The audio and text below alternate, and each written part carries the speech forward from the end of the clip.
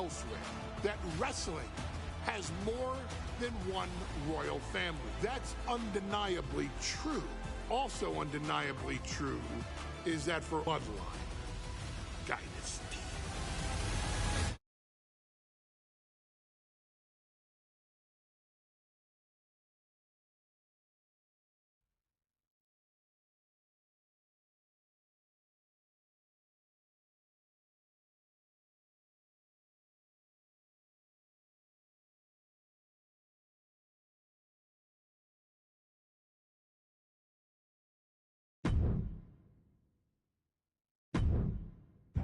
In a family that specialized in brute force over the years, perhaps no one better personified this than Rodney Anawai, nephew to the Wild Samoans, better known to the WWE Universe as the mighty Yokozuna. Bloodline! The family's first world heavyweight champion, Yokozuna arrived an imposing behemoth, to say the least. Yokozuna would make an immediate statement, winning the 1993 Royal Rumble just a few months after his debut. This victory would grant him a WWE Championship match at WrestleMania 9, where he took on Bret the Hitman Hart. This meteoric rise to the top was only a hint of the dominance Yokozuna would have on WWE for the next year. 2 WWE championships, a WWE Tag Team Championship, victory over the era's titans like Bret Hart, Undertaker, Lex Luger, and Hulk Hogan. Yokozuna is my middle name. I'm named after my uncle. I carry it with like so much pride and weight on my shoulders just because of like what he's done for this business and like who he is as a person too. It's a cool middle name to have, man. I represent it with the pride, man, that I have. Hopefully, man, I'm making him proud by doing it. The manner in which Yokozuna melded incredible size with unspeakable agility shocked the WWE Universe, who to that point were used to their monsters hitting hard but moving slow. Yokozuna broke the mold, punishing opponents with super kicks, uranagis, leg drops, and of course, his devastating banzai drop. A maneuver so effective that once it had connected, nobody kicked out of it. Nobody. Rodney was a very unique talent. I think the way he was able to handle all the pressure, it was kind of parallel to how he was in the ring. For someone to be so big and to be so nimble, you just don't see that very often. Rodney was one of those first solo guys, singles competitor guys that was able to go out there and really just make waves, make a big splash. I mean, pun intended, I guess. You know, that fool jumped in the pool, he'd knock out all the water, and that's the way it felt sometimes. He would go into those arenas and just suck in all the energy and be able to give it back. So when I look at Rodney, I see someone very similar to me, someone who understands the top, the very, very top of the game, the top position, and everything that goes along with it. In a career filled with so many highlight reel moments, perhaps nothing stands out more than when Yokozuna faced and defeated the so-called immortal Hulk Hogan at the first King of the Ring event in 1993. Looking to humiliate Hogan after the Hulkster stole Yokozuna's WWE Championship only 2 minutes after Yokozuna defeated Bret Hart for the title months earlier at WrestleMania 9, Yokozuna entered the ring totally focused on the task at hand. And on that night, he not only got revenge, but his victory would send Hogan packing from WWE for nearly 9 years. Hulk Hogan is finished. Many felt that Yokozuna had indeed killed Hulkamania. Now you get to possess the power of the mighty Yokozuna and deal out punishment to Hulk Hogan to walk out of the King of the Ring, a 2-time WWE champion. Showcase the ability and the agility that made Yokozuna a Hall of Fame performer and take Hulkamania down.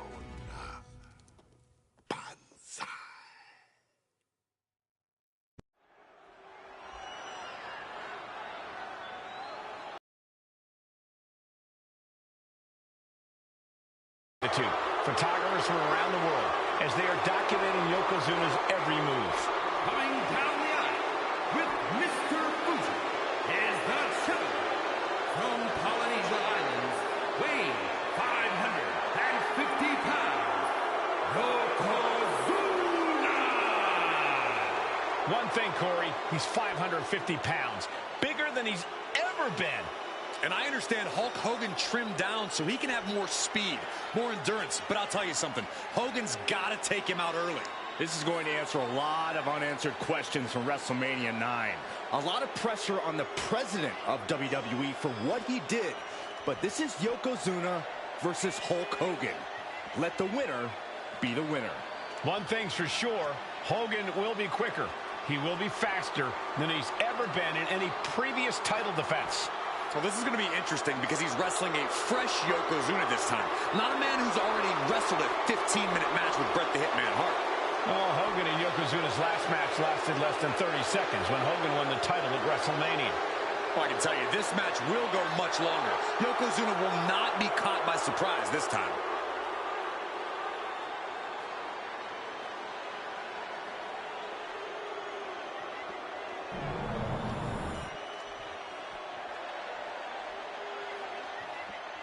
Listen to this. What a phenomenal ovation for the WWE Champion.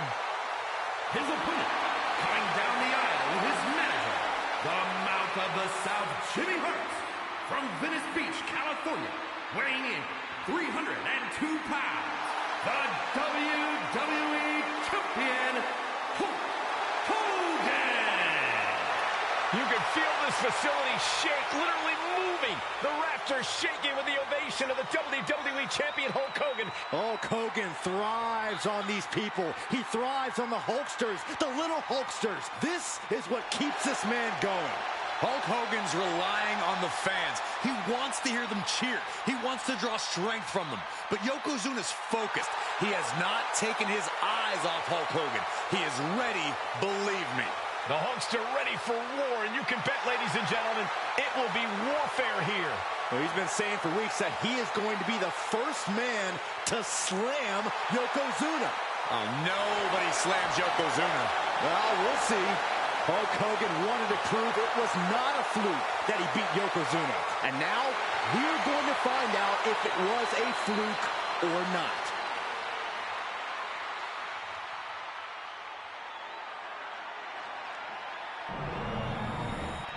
You can see it in the eyes of each individual.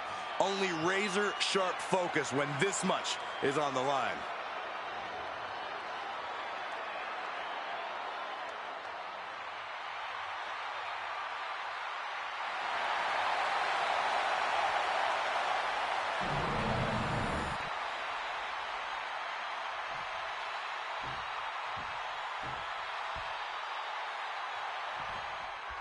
Michael Cole.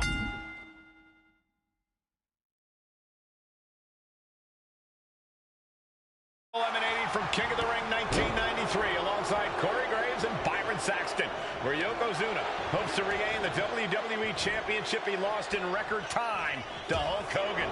Both men coming in with so much to prove. Hogan wants to prove his controversial WrestleMania win was no fluke. And he's also promised to finally slam the 500 memory of his initial title reign that lasted mere seconds.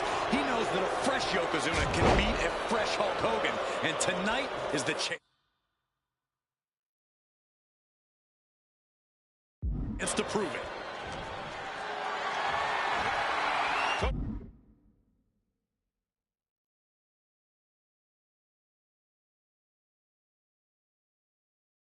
Totally helpless at the moment.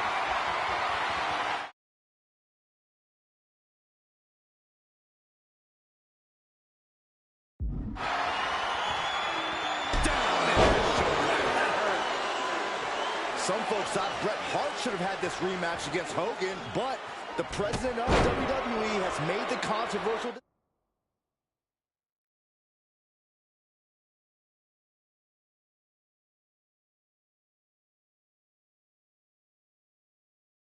decision to give Yokozuna the title match.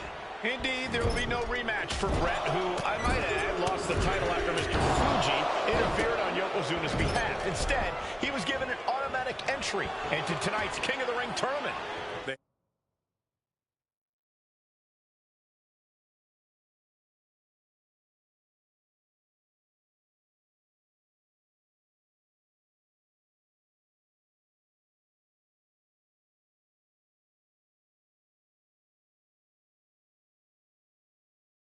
Hitman has certainly capitalized on that opportunity, already defeating Razor Ramon and Mr. Perfect tonight.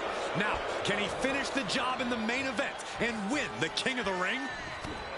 We know each man's strategy coming in. Yokozuna has added 50 pounds to his frame since WrestleMania, while Hogan has actually slimmed down since he captured the WWE Championship.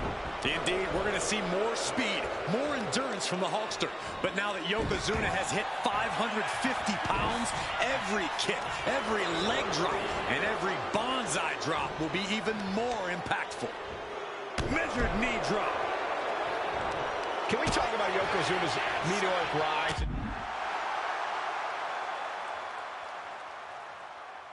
WWE has accomplished quite a lot. No signs of either combatant backing down. Neither competitor is backing down. Looks like a hockey fight's just broken out. Nothing pretty here, just good old-fashioned fisticuffs. Two fighters putting their haymakers on autopilot right now. What impressive determination from both competitors, keeping at each other no matter what. Ah, jeez. Carefully measured knee drop.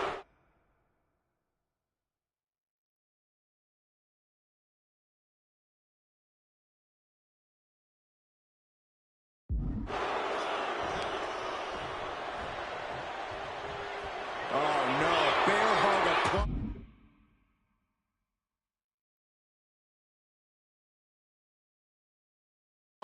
This is not good for the Hulkster.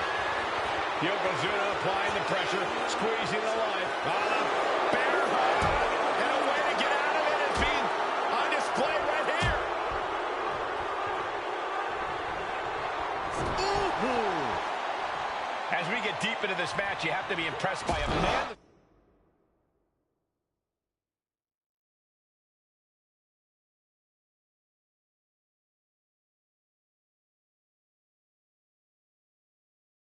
Size of Yokozuna, the champ with the cover.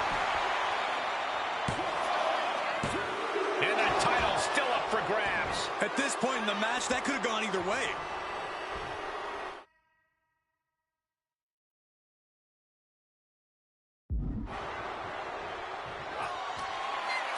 The incredible Hulk Hogan sets up his opponent for the leg drop from Hulk Hogan. Did the champ just close this out? This has to be it. 2 count. Shoulder up before 3. Somehow, this title is still up for grabs. Now might be a good time to regroup. Rethink your plan. And Hogan's flabbergasted. He's put legends away with that very same move, but not that time.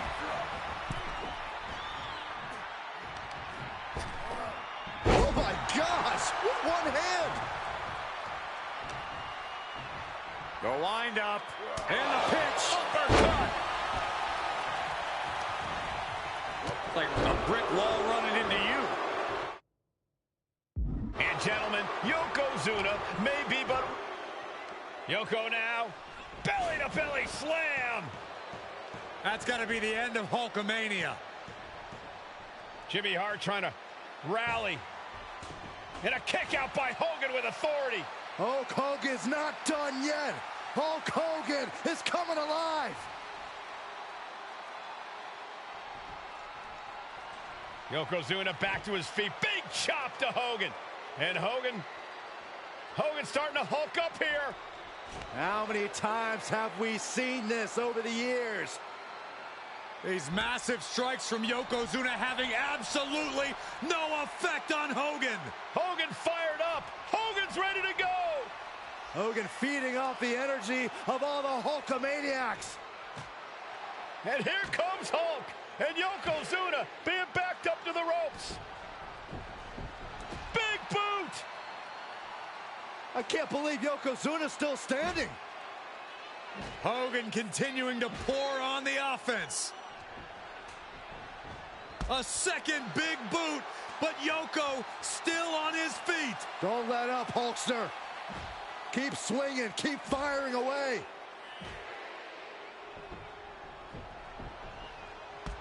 That boot, Yoko staggering, stunned, and he's down. Drop the leg, Hogan. Drop the leg. Hogan, leg drop. Here's the cover on Yoko, who kicked out of the leg drop. What? Get Mr. Fuji out of there. Hogan feeding off the energy. Wait a minute. What is that photographer doing on the apron? There's a match going on. What the heck? What was that? What in the world just happened here?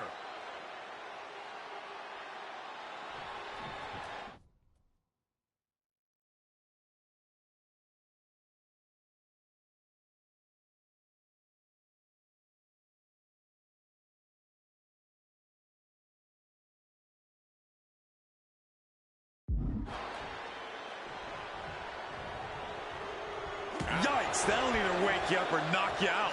Oh, right to the throat.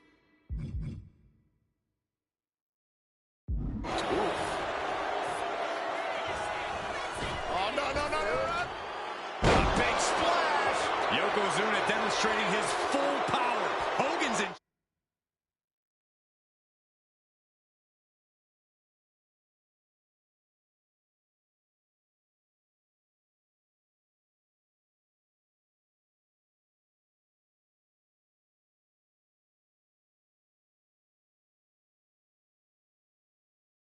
Trouble.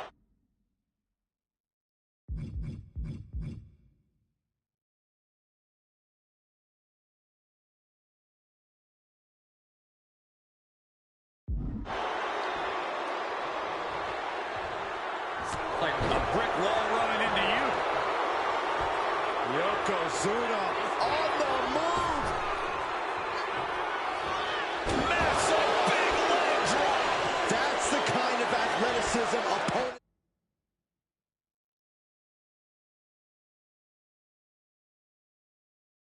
Expect to see from Yokozuna. A man his size shouldn't move like that, Saxton, but Yokozuna, he's one of a kind. And Hogan champs down. This one's for everything. Oh, the champ narrowly kicks out.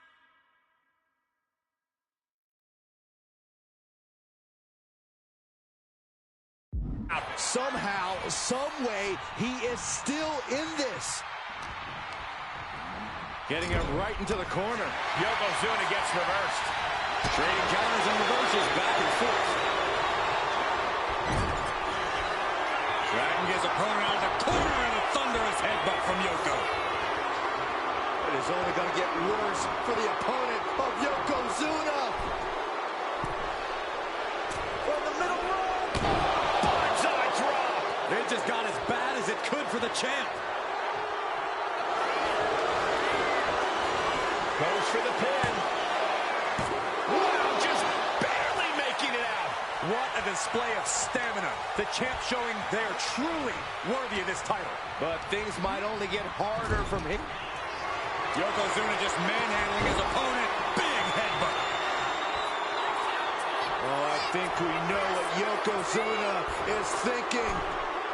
Up to the second rope. This is going to be ugly. Bullseye drop. The challenger clearing a path to the title. And Yokozuna is once again champion. I can't believe it.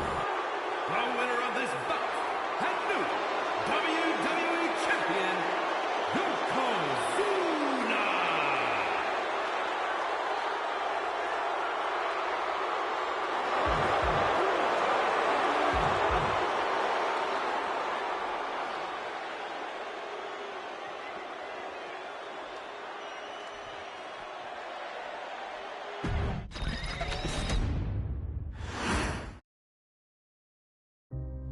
Our next chapter sees the showcase spotlight shine on an area in which the family built their legacy: tag team wrestling.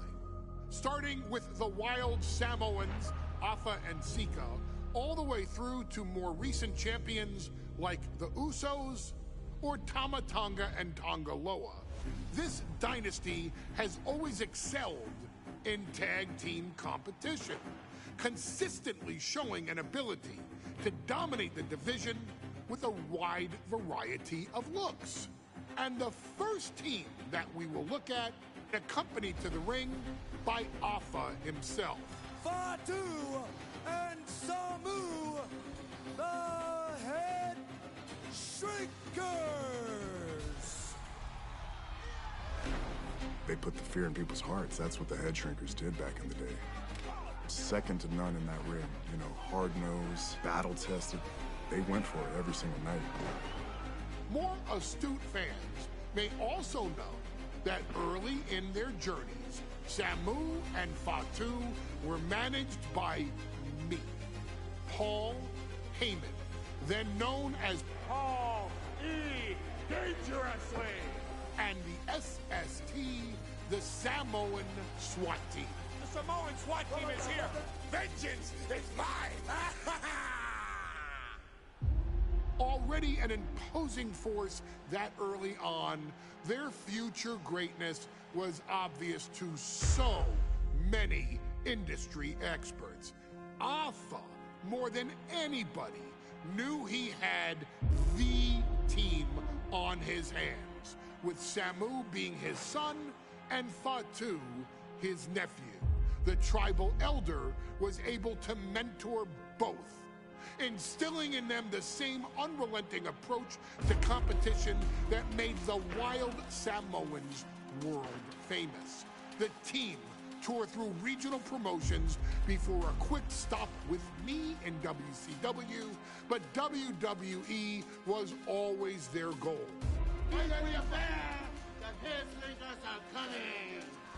Upon arrival, it was clear that the dynasty's next generation had indeed arrived, immediately drawing comparisons to their world-renowned predecessors. 10 years before it became cool to say, Samu and Fatu displayed ruthless aggression in the ring, overwhelming opponents before the bell and continuing the non-stop attack until their hands were raised in victory. Deceptively agile for men of their size, they brutalized the opposition with devastating dives from the top rope.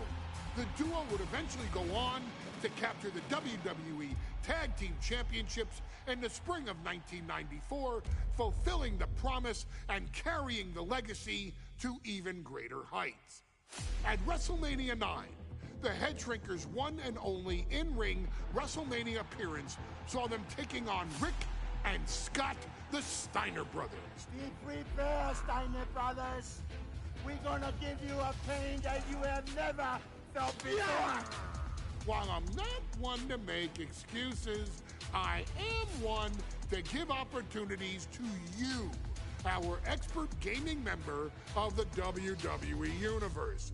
And so, today, you have the opportunity to make things right. WrestleMania 9, Las Vegas, Nevada. The Steiners performed at a near-perfect level that day, able to find every reversal and in the chaos emerge victorious. We are asking you to fix that, stop them in their tracks, and get the Head Shrinkers that WrestleMania victory you and I both know they deserve. But if you're not careful, you're going to find yourself reliving the very same memories that have haunted Samu and Fatu for years.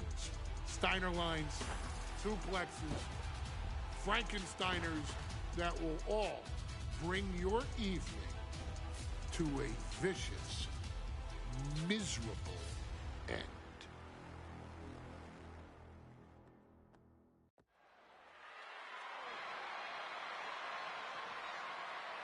One of the toughest teams in WWE history. Nearly 600 pounds of pure savagery. Is a tag team match set for one fall.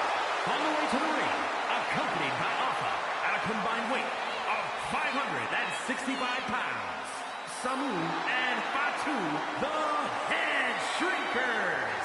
Fair warning, this one. Teams that can really bring the fight to anyone that steps in their path. Yeah, there's about to be a seismic collision in the ring.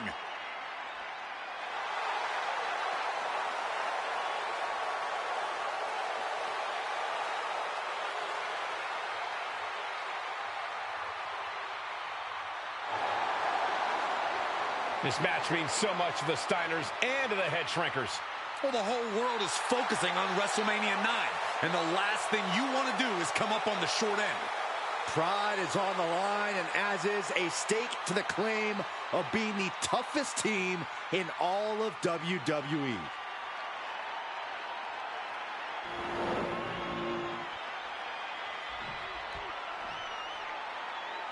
The Steiner brothers getting a tremendous ovation here in their first WrestleMania, and we'll see if they can carry on Michigan's winning ways. And their opponents, at a combined weight of 531 pounds, Rick and Scott, the Steiner Brothers.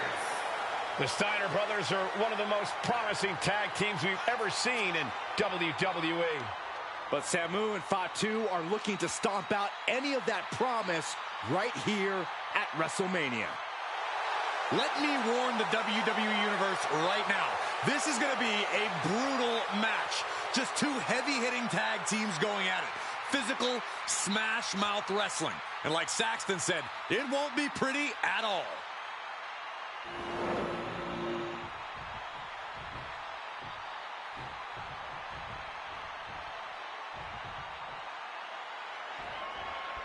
Big fight feel in Las Vegas as gladiators face off here at WrestleMania 9. And we are watching four men who would have been right at home inside of a Roman Coliseum.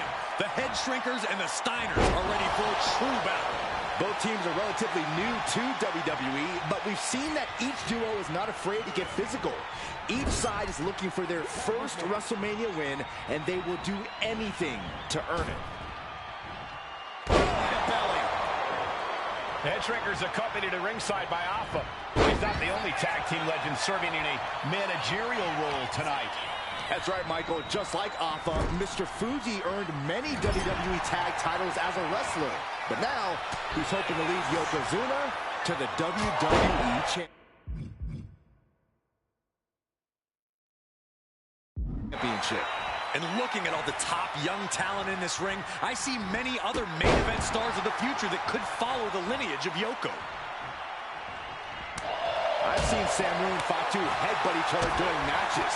If they do that to their own flesh and blood, who knows what they'll do to the Steiners?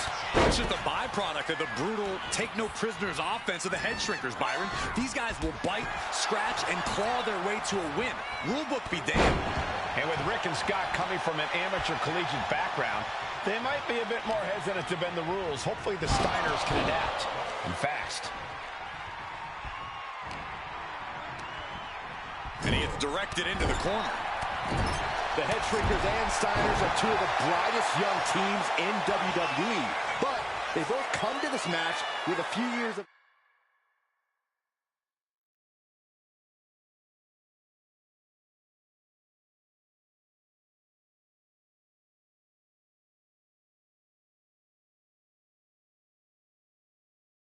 experience in WCW.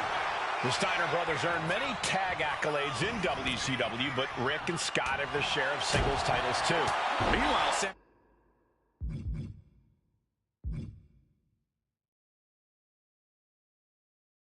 and Fatu were never quite able to break through before WWE.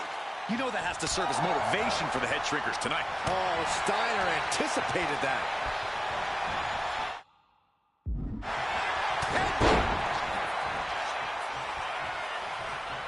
Ooh. Boom. Oh, my God.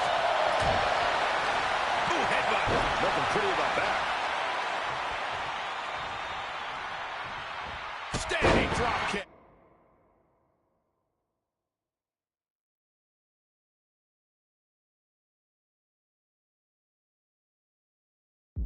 Great ups. WrestleMania 9 shaping up to be a big night fight in the tag division, guys. Indeed it is, Michael. Two great young teams competing now. And later tonight, none other than Hulk Hogan will lead the Mega Maniacs against Money Inc. for the tag team titles. Oddsmakers in Nevada have the smart money on Hulk Hogan leaving Vegas with the gold tonight. Scott getting worked on right now. The head shrinkers smartly keeping themselves out of the grasp of Rick and Scott Steiner. There is a method to the madness of the head shrinkers.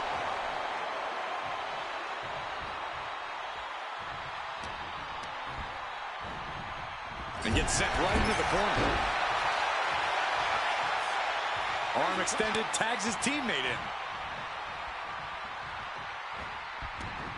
Gets out of the way of that one. The whole world is focused on WrestleMania 9 tonight. The last thing you want to do is come out on the wrong side of a match like this. That's right. A big win at WrestleMania means a big boost in the tag division and a substantial winner's purse. I don't think the head shrinkers concern themselves much with the financial matters, Saxton, but they are dead set on proving they're the toughest dudes around. He's nowhere near ready to stop fighting yet. Boom!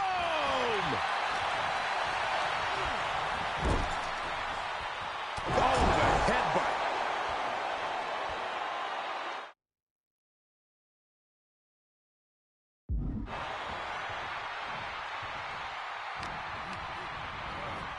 Whipped into the corner with tremendous force.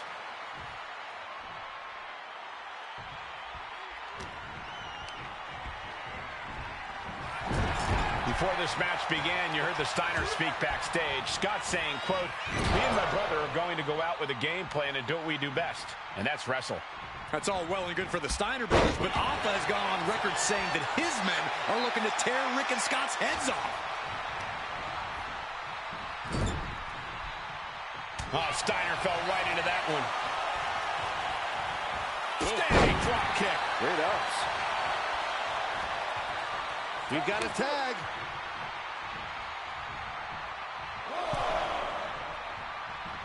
What a clothesline! Ouch!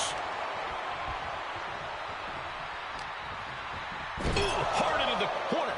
Man, did you see the whiplash off the turnbuckles? Oh, goodness, blasted right into the corner.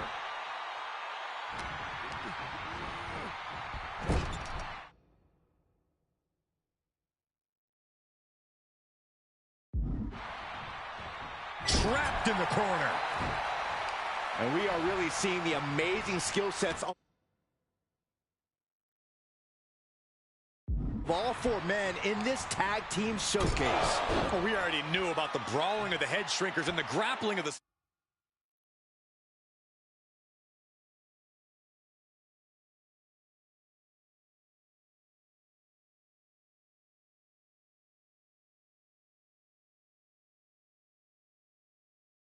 Steiners, but men as big as these four behemoths should not be able to fly around the ring like they have thus far. It is made for an extremely tough act to follow, guys.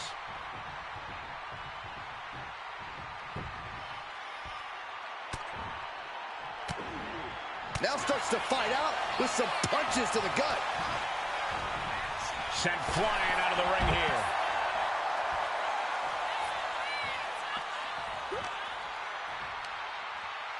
Pulled in for a Belly to belly.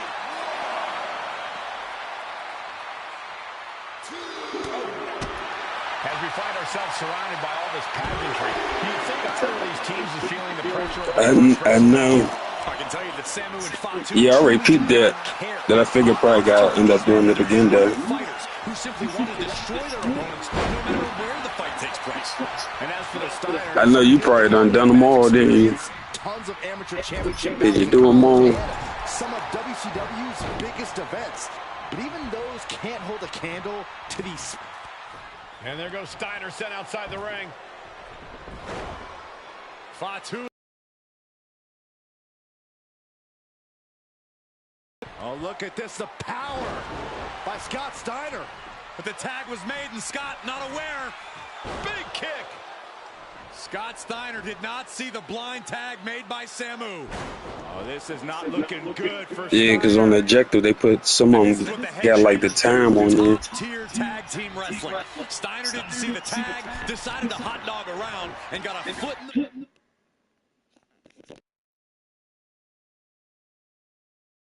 Face for it. Nice gut-wrench suplex. Watching. Diving shoulder tackle.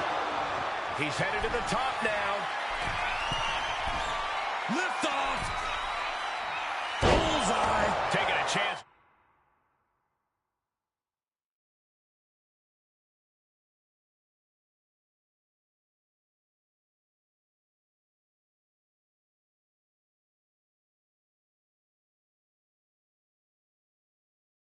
One more time and landing with incredible impact. Stop after stop after stop. Standing drop kick. Great up. How much longer can Oh yeah, shit, I was already out by then. Anybody's going to throw in the towel, though. Nice job dodging contact. Shit, I still got to watch Raising Cain in the first episode. I saw a little bit of it. I'm not sure the head shrinkers are even going for the victory. They just want to destroy the Steiners. Stops the attack with a hit to the gut.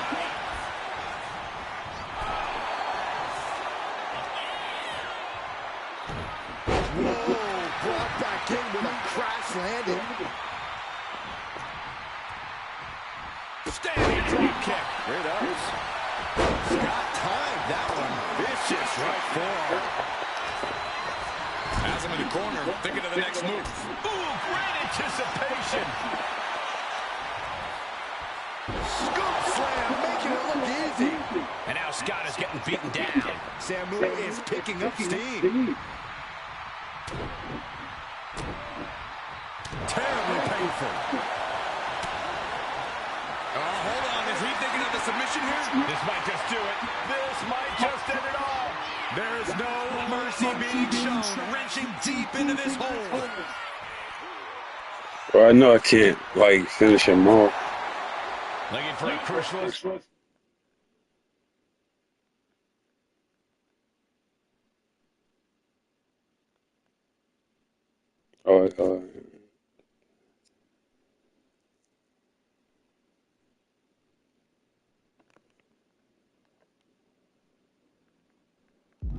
Yes, breaking the hold, saving himself for the time being. Let's see.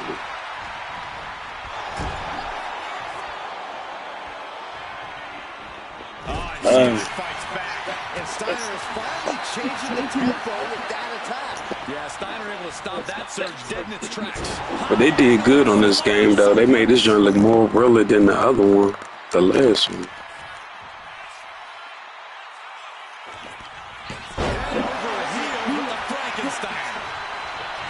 Directly into the cover.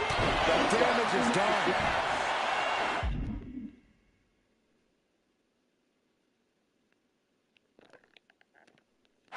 Samu is in a very vulnerable position here. Arm wringer in control. But this opponent still fighting back. Turn out the lights. The head shrinkers, the Steiners, taking each other to the limit in the biggest match. I'm trying to unlock John Cena.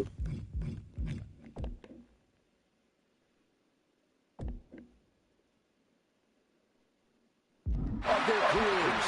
And this may just be the greatest tag match we've seen in nearly a decade of WrestleManias. Oh, shit. Made it to the tag. Here we go.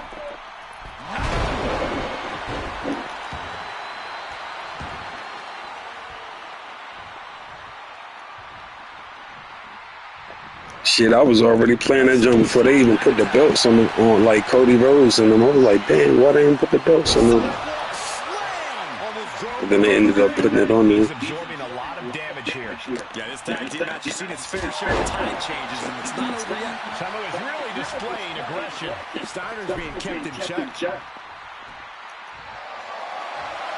Picking them up. Marching across the ring and into the corner. And they're not finished yet. Spine first again.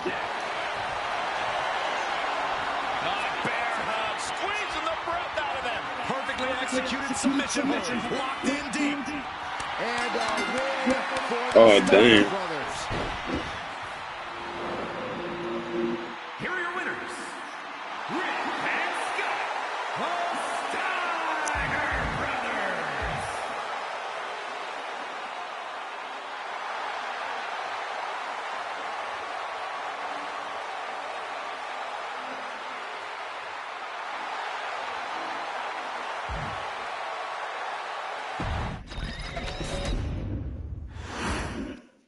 Yeah, that's crazy. They ain't put the Allen on the PS4.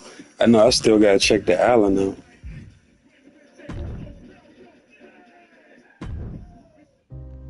Our next chapter. Alright, I'm about to get through this. The Steiner brothers getting it.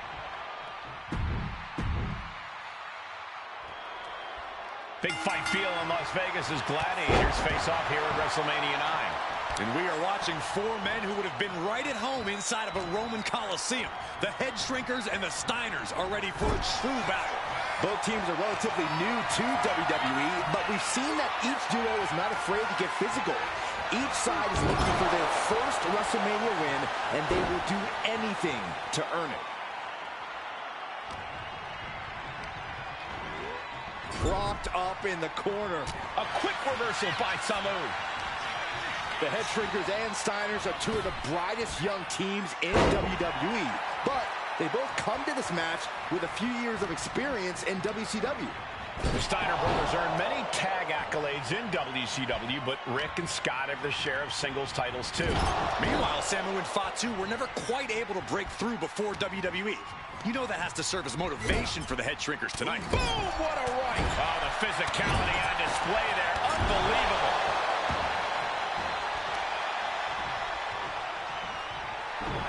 A bit of provocation from Samu.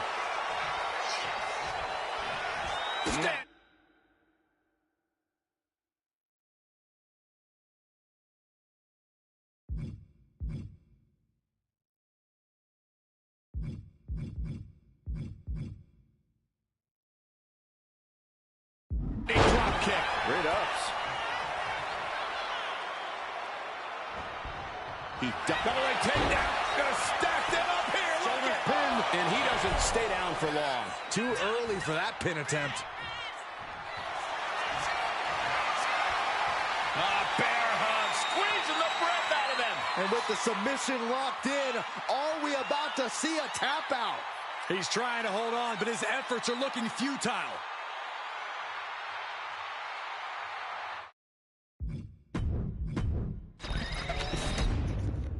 I meant to do restocks. I know I'm gonna have to do that shit over.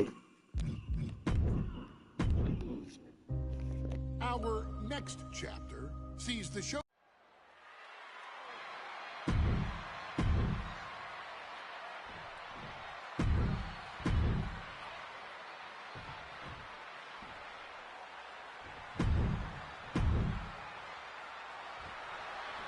WrestleMania 9 rolling on with a potential show-stealing match, guys. Two very hungry tag teams facing off.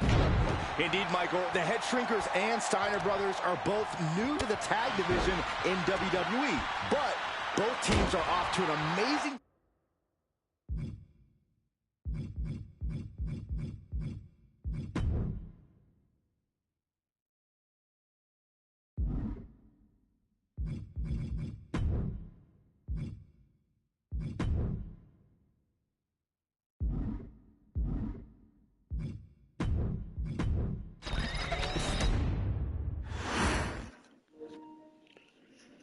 Yeah, see, y'all motherfuckers be having y'all settings on easy and shit. Yeah, I'm about to do like y'all.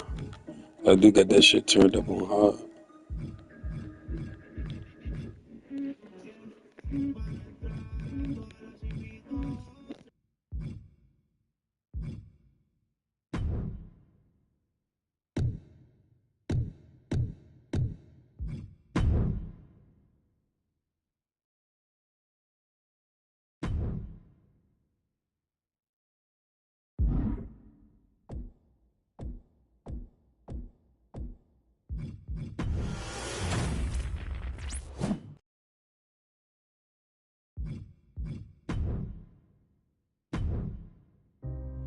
our next chapter.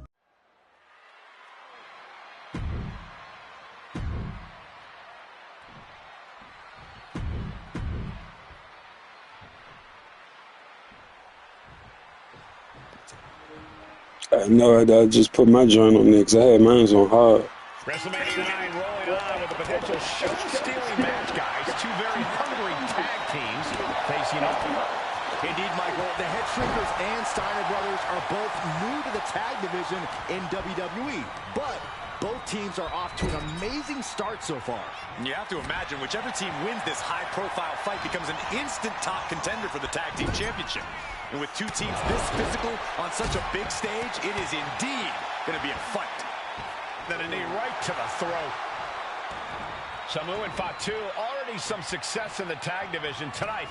Could really be their coming out party. Well, they certainly have a tradition to uphold, Cole. The man in their corner, Alpha, has held the WWE tag titles on 3 occasions, and he's primed.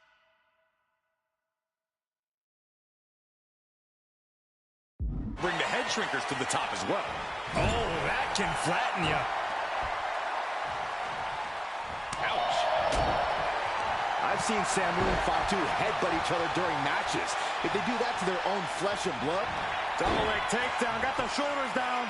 The pin doesn't even last to a count of 1. Still has enough energy for the simple kick out. They doing shit in this. He took the horse to that impact. Samu. I know I gotta do that over.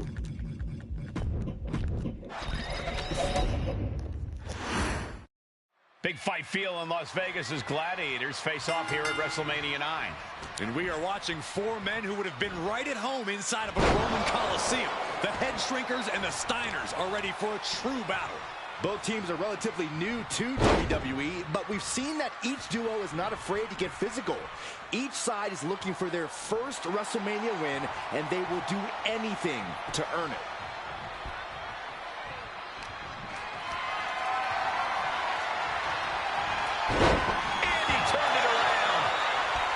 The Head Shrinkers accompanied to ringside by Alpha, but he's not the only tag team legend serving in a managerial role tonight. That's right, Michael. Just like Alpha, Mr. Fuji earned many WWE tag titles as a wrestler. But now, he's hoping to lead Yokozuna to the WWE Championship. And looking at all the top young talent in this ring, I see many other main event stars of the future that could follow the lineage of Yoko. Oof.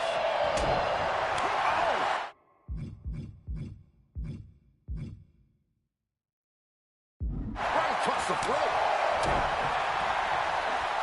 Look at this. Picture perfect backbreaker. Headbutt. And that will slow Rick for the moment. Yeah, Samu just ramped up his intensity. Samu and Fox.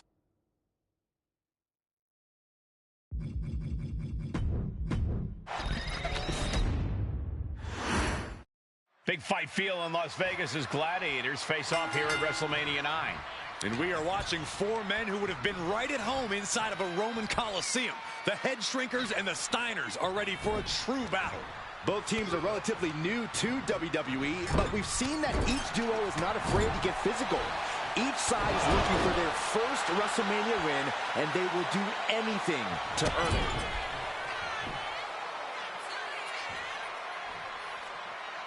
Oof. The Head Shrinkers and Steiners are 2 of the brightest young teams in WWE, but they both come to this match with a few years of experience in WCW. The Steiner brothers earned many tag accolades in WCW, but Rick and Scott have their share of singles titles too. Meanwhile, Samu and Fatu were never quite able to break through before WWE. You know that has to serve as motivation for the Head Shrinkers tonight.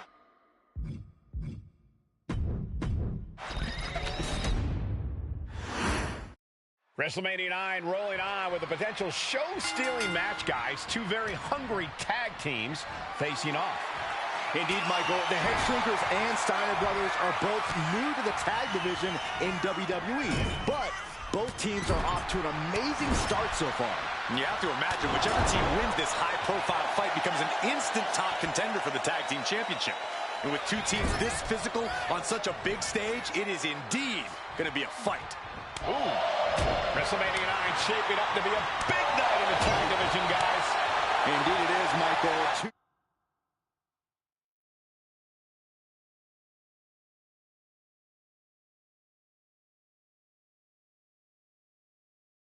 Great young teams competing now, and later tonight, none other than Hulk Hogan will lead the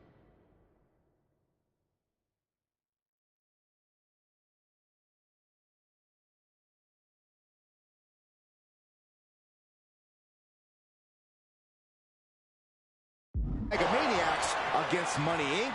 for the tag team titles. Oddsmakers in Nevada have the smart money on Hulk Hogan leaving Vegas with the gold tonight. Got him in the corner now. Ooh, well, that one looked like it muzzled Steiner a bit. Samu's offensive wherewithal was on point. Ah, there's a headbutt.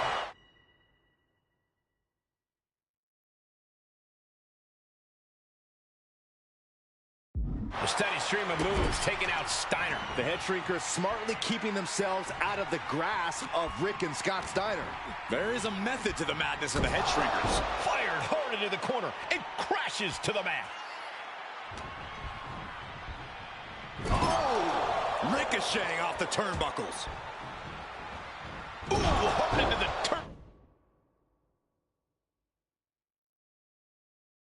turnbuckle. Down to the mat.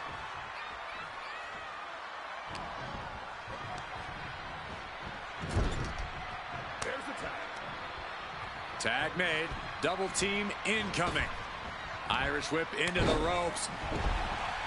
As we find ourselves surrounded by all this pageantry, do you think either of these teams is feeling the pressure of their first WrestleMania? I can tell you that Samu and Fatu truly did not care. Alpha has turned these men into brutal fighters who simply want to destroy their opponent.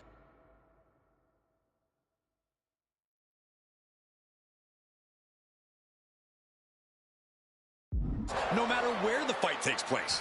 And as for the Steiners, we know they have big match. And there goes Steiner sent outside the ring. Fatu like a one-man wrecking machine right now, cleaning house. Oh, look at this, the power by Scott Steiner. But the tag was made and Scott not aware. Big kick. Scott Steiner did not see the blind tag made by Samu. Oh, this is not looking good for Steiner. And this is what the head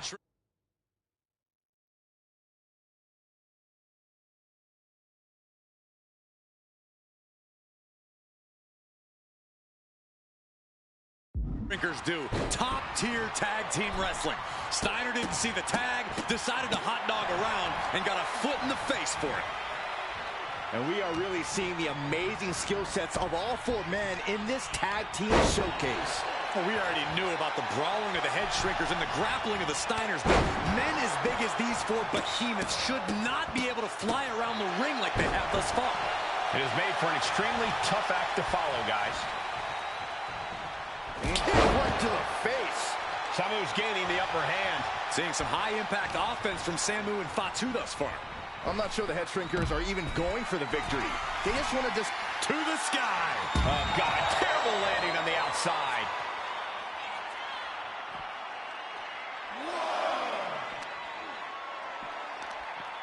Gut-wrench suplex. Before this match began, you heard the Steiner up high, all the way to the outside. Damage is starting to take its toll on him. Yeah, that's Samu putting his in-ring acumen to good use. And he tosses him back in now.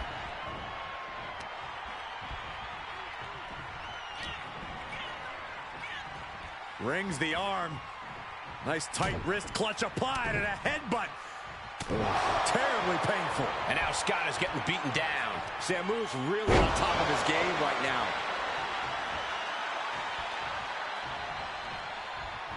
Standing drop kick. Great ups.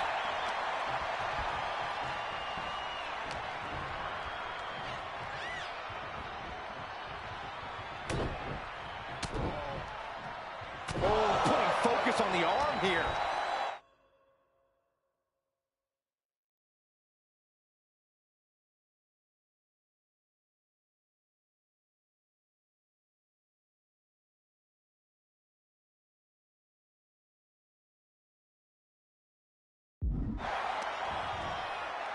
Flat out power into the...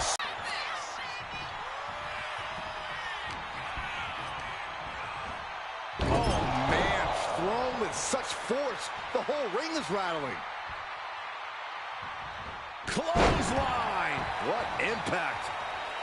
And he stonewalls Samu. Excellent opportunity for Steiner to shift the momentum. That might be what gets Steiner out of jeopardy. Clubbing forearm. Oh! Stiff headbutt. Climbing to the top. What's he thinking? Blast off! Oh, my. That's it. No way the Steiners come back now. Once more, setting it up.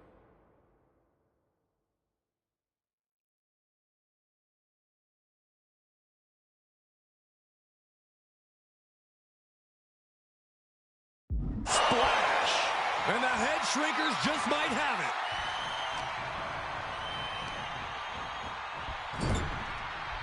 And saw what was coming there. And he is finally able to mount some resistance with that. He's still in this, and he's making sure everyone knows that. Fight.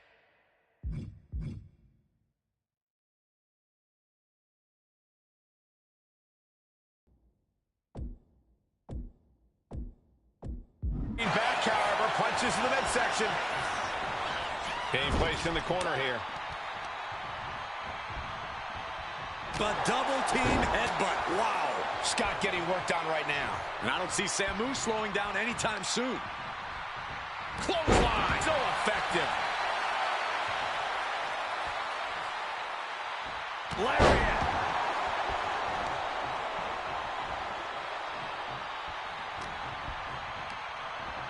Oh, good gravy. Thrown into the corner with a little something extra. Just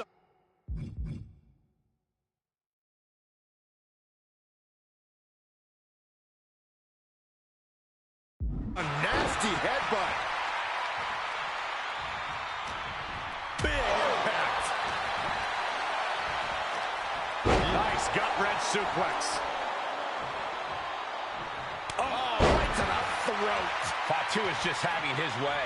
And Scott's got to flip the switch soon.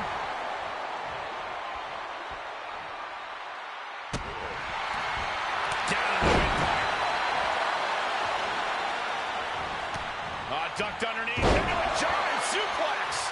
Finally, Scott's able to interrupt these attacks for a moment. Brief sign of adrenaline from Scott. Pulled back into the hip toss.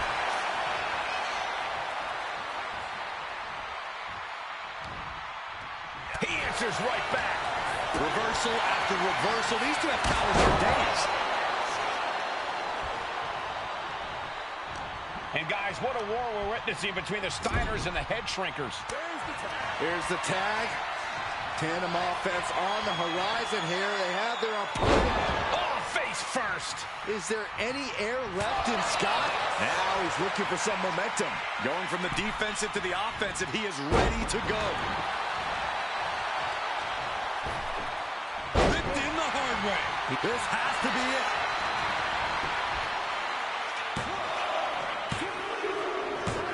And the head shrinkers get the win.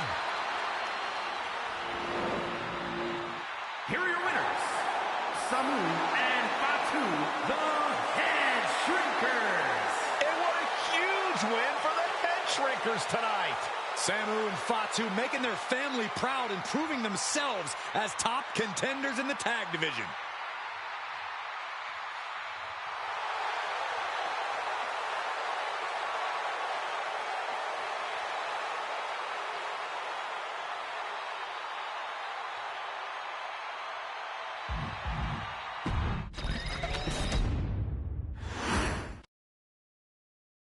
Hey, let's put this in the simplest of all terms. Dwayne "The Rock" Johnson is the biggest celebrity on the face of the planet today.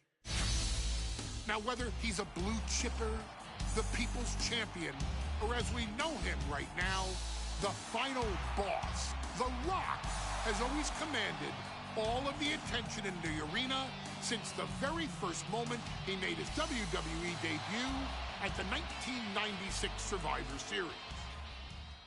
Born into this business, The Rock would become WWE's first ever third-generation superstar, following in the footsteps of his father and grandfather.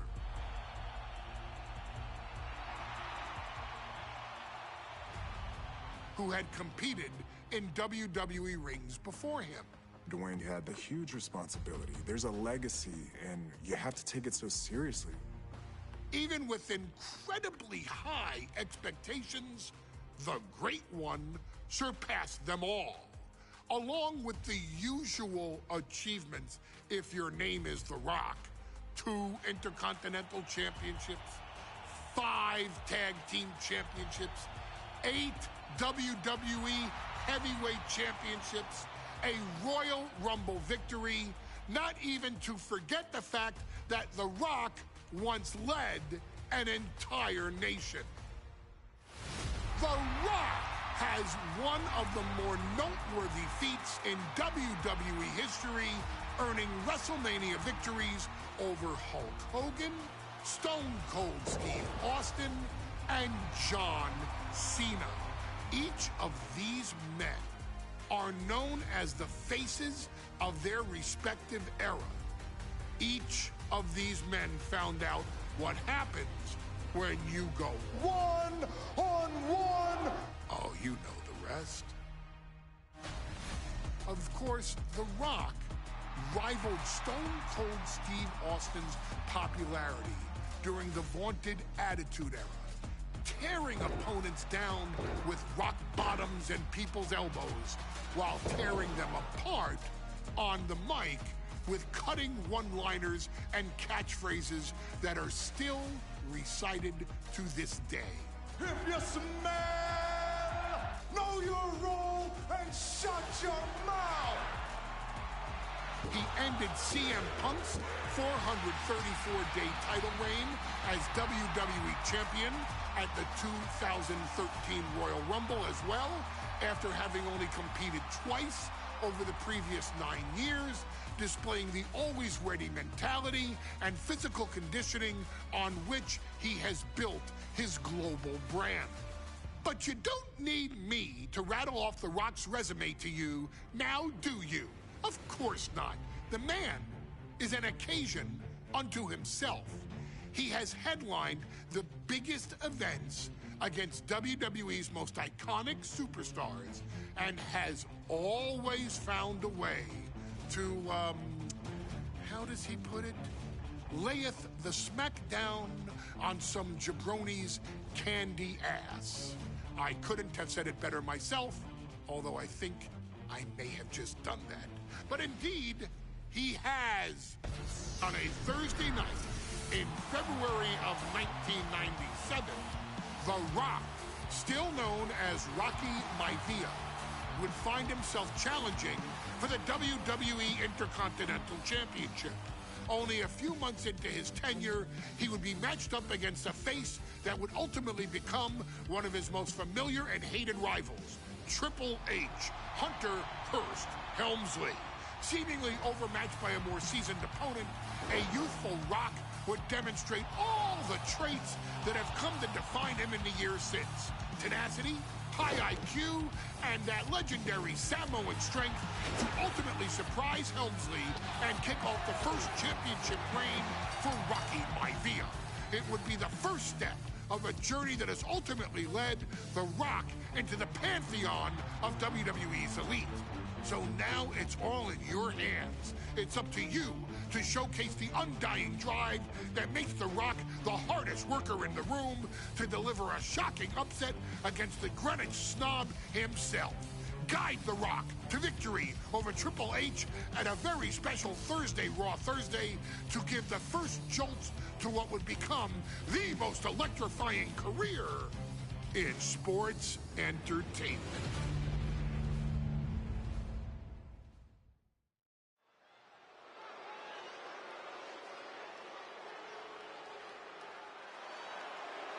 And here comes the #1 contender, at least for tonight, Rocky Maivia. The following contest, scheduled for one fall, is for the WWE Intercontinental Championship. Making his way to the ring is the challenger from the South Pacific, weighing in at 275 pounds, Rocky Maivia.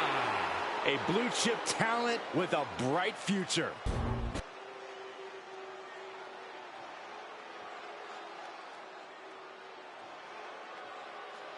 On his way to defend the Intercontinental Championship, Hunter Hearst Helmsley. His opponent from Greenwich, Connecticut, weighing in at 246 pounds, the WWE Intercontinental Champion, Hunter Hearst Helmsley. Helmsley is scheduled to face another challenger at an upcoming show this Sunday, and he's taking the risk, stepping in here against the newcomer, Rocky Maivia. Well, you can consider it risky, you can consider it overconfident, but any way you look at it, it's a dangerous move by Helmsley to take on an athlete who has been on a real roll. Rocky Maivia has been successful thus far in WWE, and Rocky is focused. Rocky is only thinking about tonight. Saxton, just curious, have you ever exercised your right to remain silent? I am tired of all this talk about Rocky Maivia. Yeah, he's been on a roll, but it could all come to a screeching halt tonight at the hands of Hunter Hearst Helmsley.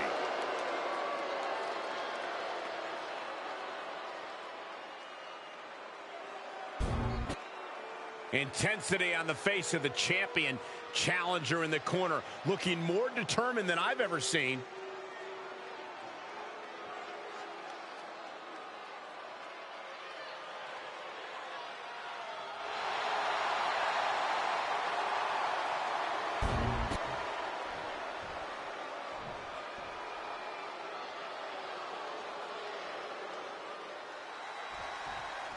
The Intercontinental title hangs in the balance.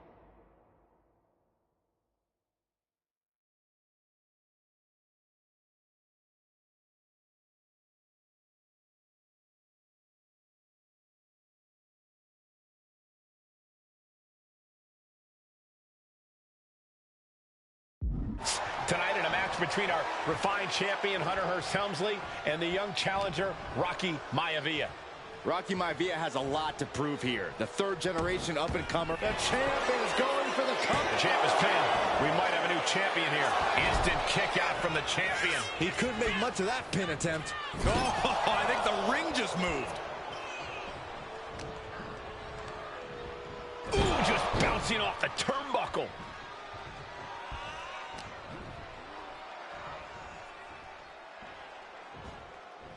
There's a fisherman suplex.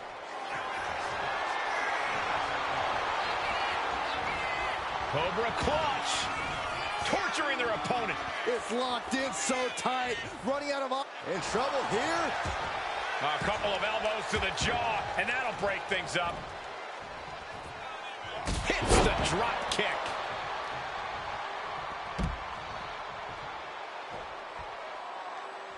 And he's leaving the ring for the moment. What's it going to take for Hunter Hearst Helmsley to retain his Intercontinental title here? How can he get the better of Rocky Maivia? Well, the champ needs to put this young upstart Maivia.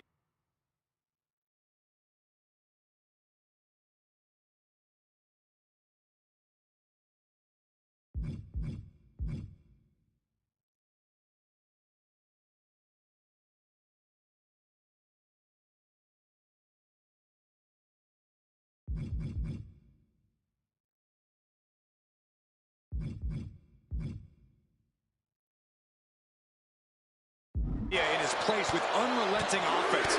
No time for graceful bows and upper-class taunting. Just beat Rocky down.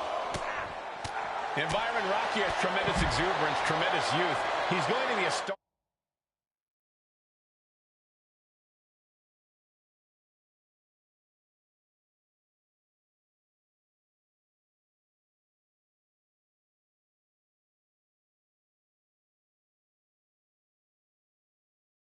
For a long time. I think Rocky Maivia shows more promise than any other wrestlers I've seen come into WWE. You talk about second-generation wrestlers, but with Rocky, you're talking about 3 generations. This guy is going to be phenomenal. Oh, sent straight into the corner hard. Down.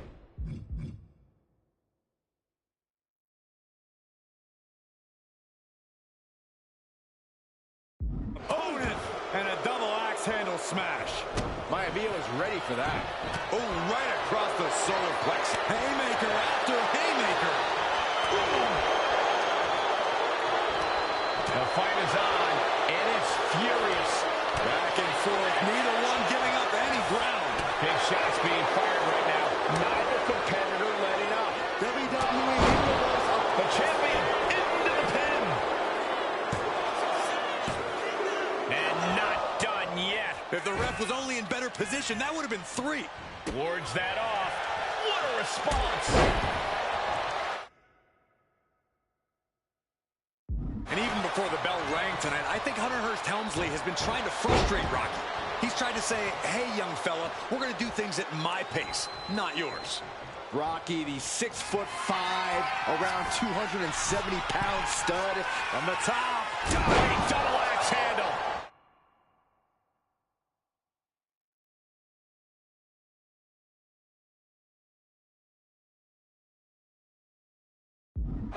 Maivia took to the sky and executed that high risk perfectly. Hunter whipped into the corner. Nobody home. Rocky hit hard. And now Hunter looks to take over this match. Helmsley muscling Maivia up to the top turnbuckle in a big right hand. Helmsley with something big in mind here for his challenger tonight.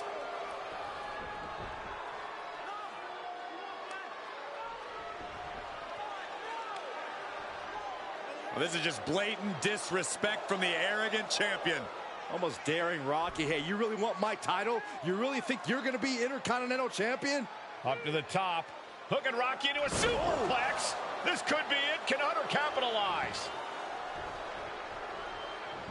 This could be it. Hook of the leg and a cover. And Rocky stays in it, getting his shoulder up. Still not enough to put out the flame of Rocky Maivia. Hunter has to be asking himself, what else do I have in my arsenal? And I think we may get our answer, gentlemen. Yeah, it's just a matter of time, I believe, before this one's over. Hunter hooking Rocky, taking his time, looking to put him away. Maivia just collapsed. This just shows you how much damage Hunter Hearst Helmsley has inflicted on the challenger in this matchup. I think Maivia's done. Official might want to step in, call this one. The official checking on Rocky. Hunter Hearst Helmsley believes this is close to being over. Lifting him back up again. Rocky rolls through. Shoulders down. Rocky wins the title. Rocky Maivia has shocked Hunter Hearst Helmsley. Here is your winner and the new Intercontinental Champion, Rocky Maivia. We have a new Intercontinental Champion.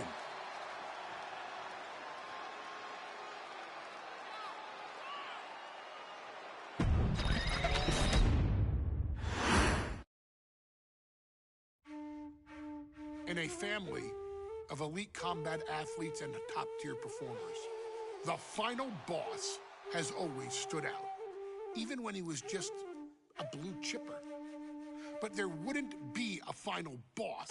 There wouldn't even be a bloodline if it wasn't for The Rock's grandfather, the High Chief Peter Maivia. You can think of him as the first boss. Predecessor to the tribal chief. He is one of, if not the foundation for our family. The Anawa'i Fatu Maivia wrestling dynasty. I don't think there's anybody more responsible for what's going on now than the High Chief himself. Peter Maivia isn't simply one of the two principals behind the sacred blood bond.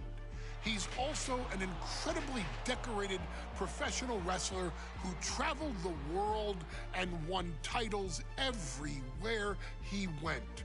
New Zealand, Japan, Europe, and here in the United States, where he enjoyed especially successful runs in Hawaii and California. Maivia would eventually find his way to WWE, engaging in legendary battles with the likes of superstar Billy Graham. His larger-than-life personality would win the WWE Universe over in short order, as it had throughout his entire career. In the ring, High Chief Peter Maivia was a potent blend of brawn and grappling technique, often muscling his opponents down to the mat through a variety of joint locks and then switching to more painful holds once grounded. His sleeper hold and stump puller were both feared and renowned, and make no mistake about it, Maivia knew there was always more than one path to the ultimate victory. Out of the ring, High Chief Peter Maivia also ran one of the most successful wrestling promotions on the planet, Polynesian Pro Wrestling, based out of Hawaii, showing his mastery of the business in every aspect. His induction into WWE's Hall of Fame class of 2008 was supremely deserved, forever enshrining Peter Maivia as the legend he always was. And now, we present to you the opportunity to walk in the boots of the legendary High Chief Peter Maivia, facing off against one of the most legendary WWE rivals, George the Animal Steele. You will settle this score once and forever and showcase the overwhelming strength of Peter Maivia, which has ever since remained as a hallmark for every single solitary member of this bloodline. Steele is no easy battle, though. He thrives in the chaos, one of pro wrestling's true madmen. He'll even try to eat part of the ring if he thinks it'll help him break you down. So do your best and honor High Chief Peter Maivia properly with a resounding victory.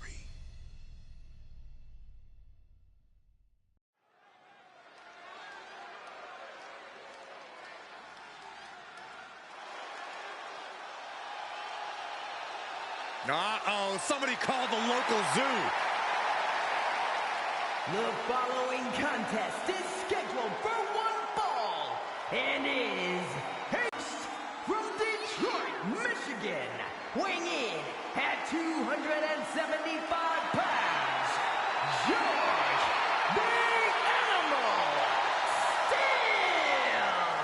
I'm not even sure the cage can contain this man.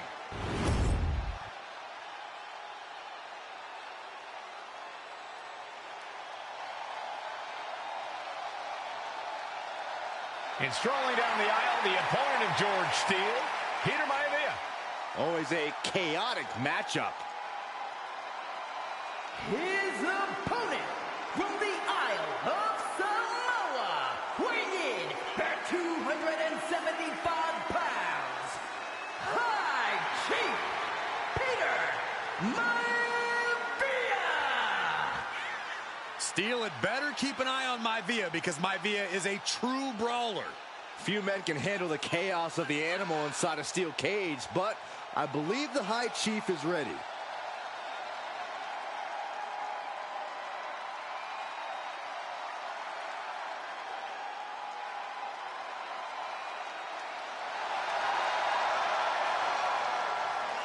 Maivia carrying such pride into the ring. Very stark contrast to Steele. We'll see which prevails tonight.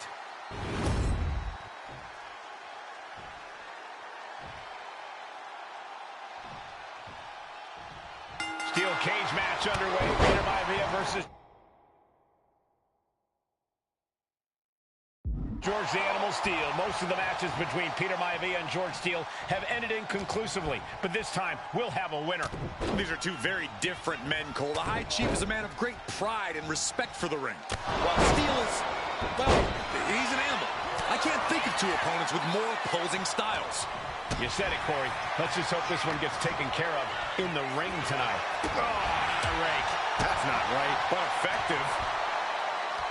The High Chief Peter Maivia really making a name for himself at WWE, but he's had plenty of experience on the way up. Plenty of championships on the West Coast, but he's made the biggest splash in Hawaii, where he earned multiple tag team titles. Oh yeah, Maivia is a huge celebrity on the islands. In fact, I've heard some consider him the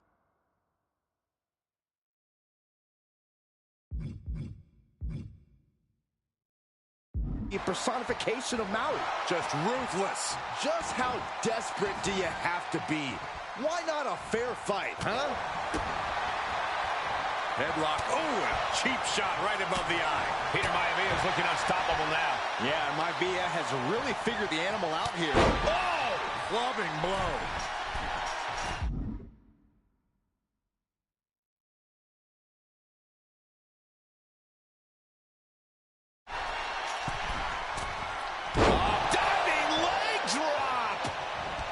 We've seen that Steele isn't above using a foreign object to gain the edge against Maivia. So he's got to have the advantage in a match where they're surrounded by one huge weapon, right? Well, you'd think that, Cole, but think about how these men prepared for this match. The High Chief is a consummate professional who's game planned for this stipulation. And Steele, well, I think he just shows up to the arena and asks who he's fighting. The animal has to be elated to be in this steel cage against one of his biggest rivals, no less. Yeah, but we've seen the animal brandish a weapon against Peter Maivia before when it was against the rules. The High Chief better be prepared for Steele to get even crazier. Oh, Maivia's prepared all right. The man is extremely tough and agile. In fact, the High Chief's entire body can be considered a weapon. Peter Maivia now with the upper hand. And you can see Steele is struggling to weather the storm of the High Chief. Oh, man, jarring headbutt. Headbutt! And Steele is one step quicker. You saw that being telegraphed. Gets slammed down. Holy, but this could be it. He could win it all here. An effective pen. We're well into the match, and he still seems so fresh. It's almost unbelievable. Pulled back into the hip toss. And that was a clear attack to his core. Maybe seeing an opening. Big headbutt. Steele is becoming a bloody mess in there. Tossed by the neck. He is staying aggressive now. Maivia is reached.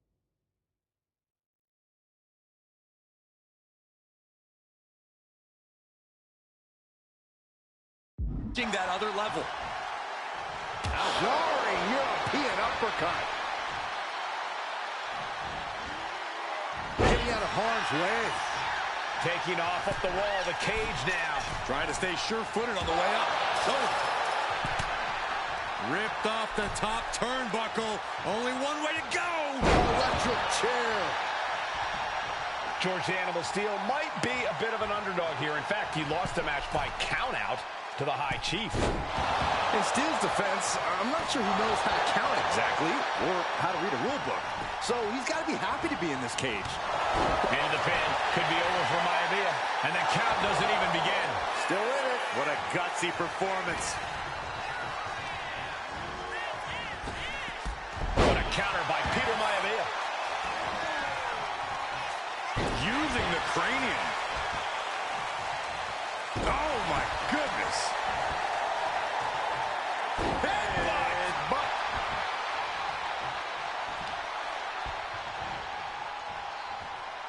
Big impact. Peter Maivia very tough, but he also has movies Trading back and forth blows now. Ooh. Two titans trading strikes and refusing to back down. Just teeing off with that fight forever vibe. They are emptying their tanks, going back and forth like this. The willpower, the sheer guts of these two.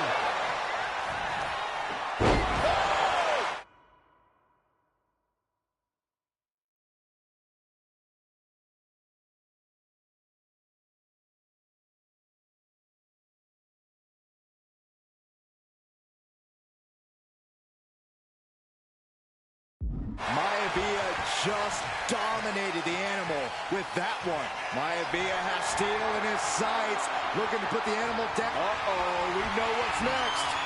Ooh, that might have just broken something.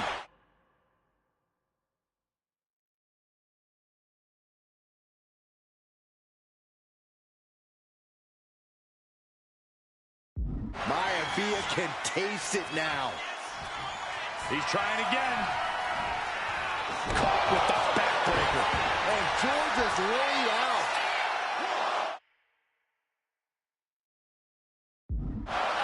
Two. And the High Chief defeats the animal. Here is your winner, High Chief Peter Maivia. Anytime these two have faced off, it's been eye for an eye. But the steel cage has finally delivered a decisive victory for the High Chief, Peter Maivia.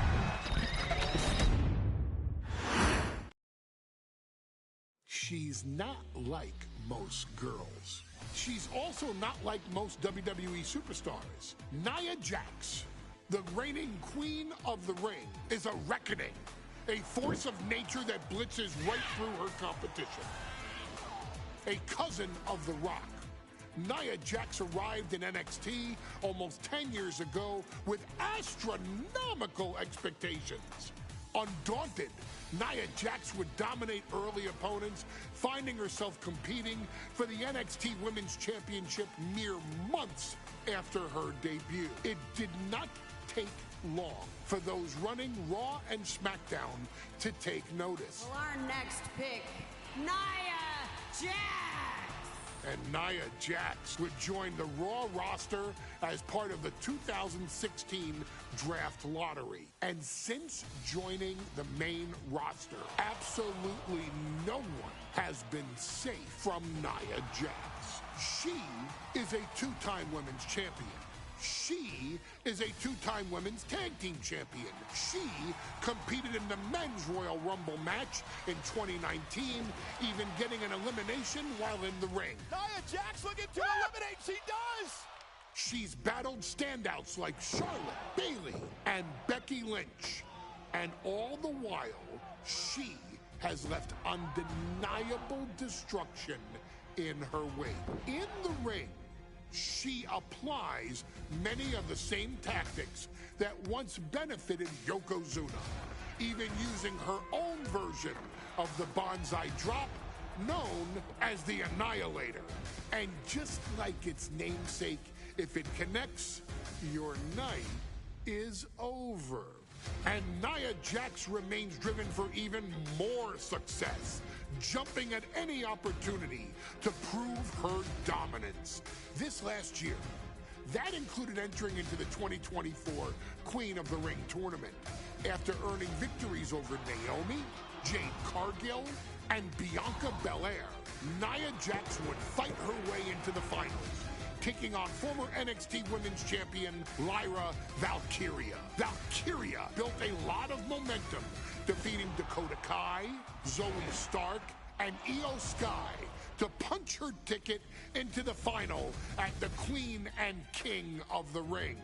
With an obvious game plan, Lyra would look to stick and move, avoiding the colossal attacks of her opponent. Unfortunately, as often happens when competing against Nia Jax, Lyra made one miscalculation, and that error in judgment provided Nia Jax with the opening she needed to annihilate her competition. This is your opportunity to crown the first queen in Bloodline history. Make Lyra suffer. Make her regret ever entering your ring. Showcase the otherworldly power that forces an entire roster to cower in your presence. Because when you're an irresistible force like Nia Jax, resistance is futile.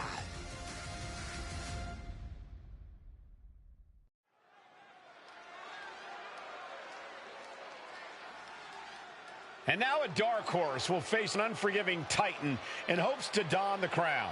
Lyra Valkyria versus Nia Jax in the Queen of the Ring Finals. The following is the final match in the Queen of the Ring Tournament.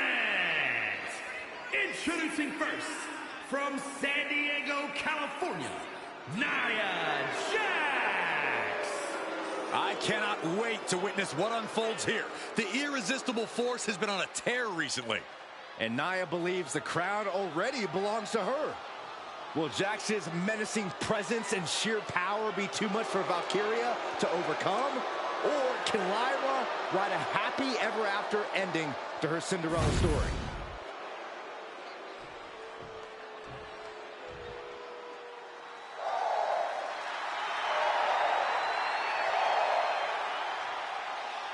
Lyra Valkyria fancies herself a Morgan, which is an Irish goddess of war.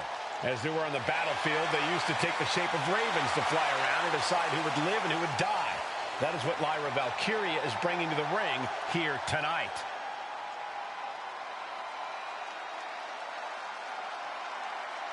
And her opponent, from Dublin, Ireland, Lyra Valkyria. Lyra Valkyria may have read a little too much fantasy in her day, and now is reality. Lyra Valkyria is about to go toe-to-toe with a real-life, fire-breathing dragon in the form of Nia Jax.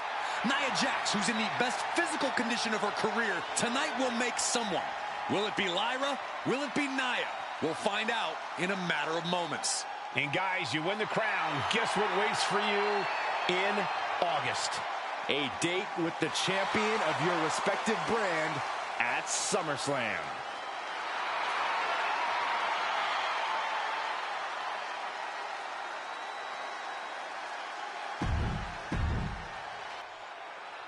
And it's all come down to this. And Nia now misses wildly. Lyra goes up over the top. Nia's got it caught, though. Lyra trying to rely on her technique to bring down the irresistible force, but having no luck at the moment. I'm not sure this is going to work either. Jax just entirely too strong, but whoa! That was interesting. Oh, nice athleticism by Valkyria. Even Jax might be a little impressed. I wouldn't go that far, Saxton. Here comes Nia, just imposing her will on Lyra Valkyria. Again, Lyra showing how resourceful she is, applying the sleeper to Nia Jax. Lyra tried to hold on. And now Nia Jax in control, and she's going to look to put Lyra away. Nobody home! Set outside the ring, and Valkyria's got a chance. Huge window of opportunity. Right now for Lyra Valkyria to strike. Lyra may actually pull this off. Lyra may become queen. Lyra has the advantage. She has...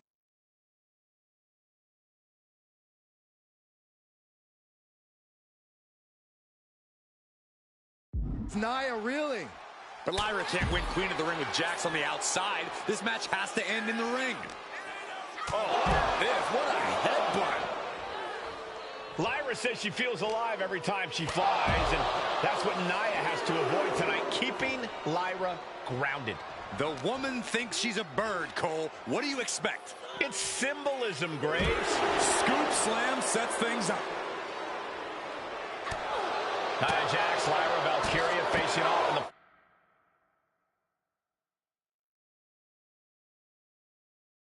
finals of the 2024 Queen of the Ring tournament. Who will take home the crown? Nia doing exactly what she set out to do, keeping Valkyria grounded.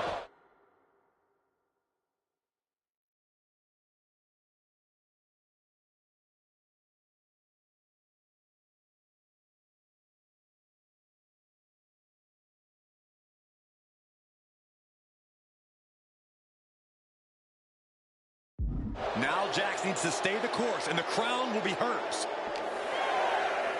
And gets tossed back into the mat.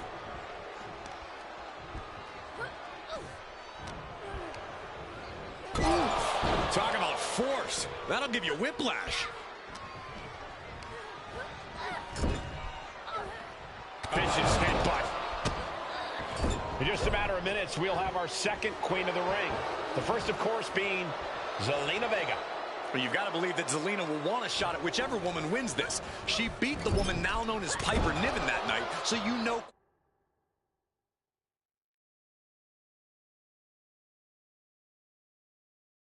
Queen Zelina can strike down an enemy of any size. Corey, what do you think is going to be the key in this match for Nia?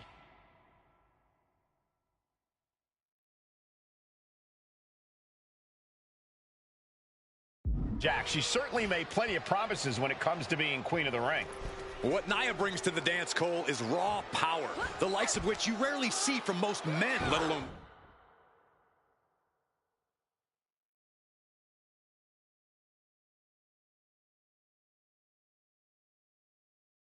women. Nia has absolutely no problem using that power, and the same goes for her throwing her weight around in the ring. Lyra Valkyria might just learn that the hard way tonight. Samoa drop. Annihilating offense from Nia Jax. And the irresistible force is really keeping Valkyria grounded here. Great power. Crashing down. Samoan drop.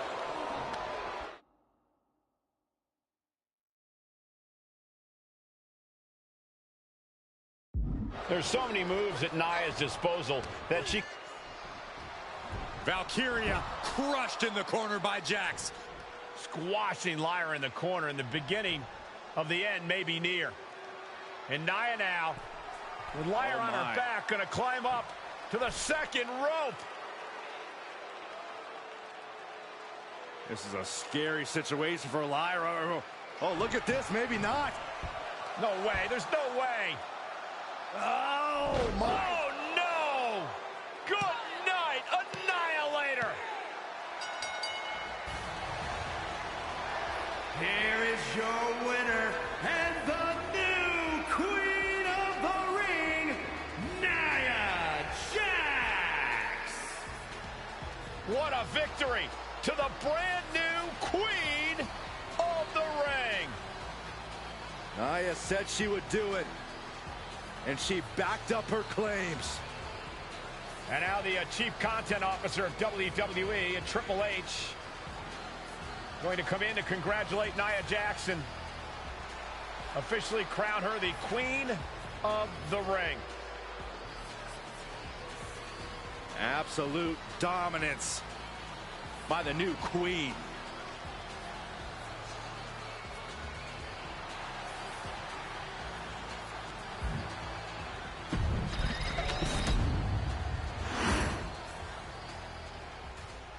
I'm sure you will agree with your wise man. Many WWE superstars say they will do whatever it takes in order to achieve success. Quite often, it's a bunch of BS. But if you're lucky, you may run into someone who is willing to look out for the group. Someone willing to make sacrifices. And for this family, there was no one better than Rikishi. After the Head Shrinkers run in WWE came to an end, Rikishi, then known as Fatu, would go on a journey of self-discovery. This journey would lead to him taking on the name Rikishi, a subtle nod to his cousin Yokozuna, as well as an opportunity to start fresh with a global audience.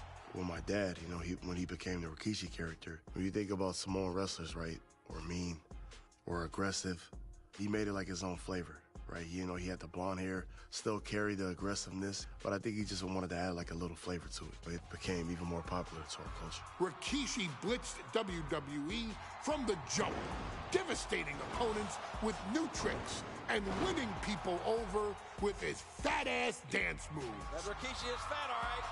P-H-A-T. And with this wave of newfound momentum came even more success, with Rikishi capturing the WWE Intercontinental Championship and displaying incredible athleticism in iconic moments like when he dove off the top of the steel cage. The year 2000 belonged to Rikishi. But little did anyone know, Rikishi held a dark secret regarding a decision he'd made not for his own benefit, but for the benefit of the family.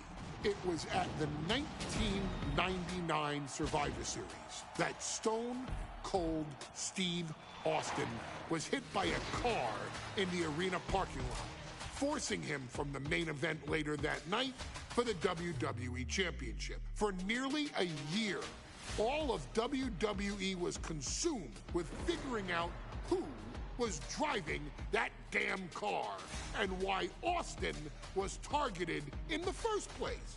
The verdict came in. The car was driven by Rikishi. Rikishi would stand strong. Stone Cold Steve Austin. I didn't do it for me. I did it for The Rock. What? Rikishi would lay out a years-long gripe that WWE preferred Steve Austin to The Rock, and so Rikishi had made sure that The Rock's only competition had been removed from the picture. Rikishi sacrificed his own popularity to reach this goal. The Rock thrived while Austin was on the shelf. For Rikishi, the struggle and fall was all worth it. Rikishi knew that he would eventually have to face off with the Texas Rattlesnake to answer for his sins. And he welcomed that meeting with open arms. What Rikishi was unprepared for was for WWE to stack the deck entirely, looking to make Rikishi pay for taking out their golden goose. Stone Cold Steve Austin was allowed to drive his truck directly to the ring and was generally given the freedom to do whatever the hell he wanted in the name of revenge. We are going to make things right. This time, when Rikishi and Stone Cold Steve Austin lock horns, there will be no stacking of the deck. Someone willing to give of himself so that his family, this family, can succeed, deserves better. So get in there and showcase the never say die spirit that has led this family to victory time and time and time and time and time and time again. Use whatever weapon you can get your hands on and prove to Stone Cold Steve Austin that you will do anything for the people.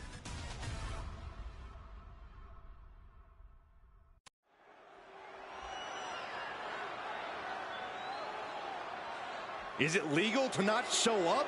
Rikishi has brutalized Austin lately.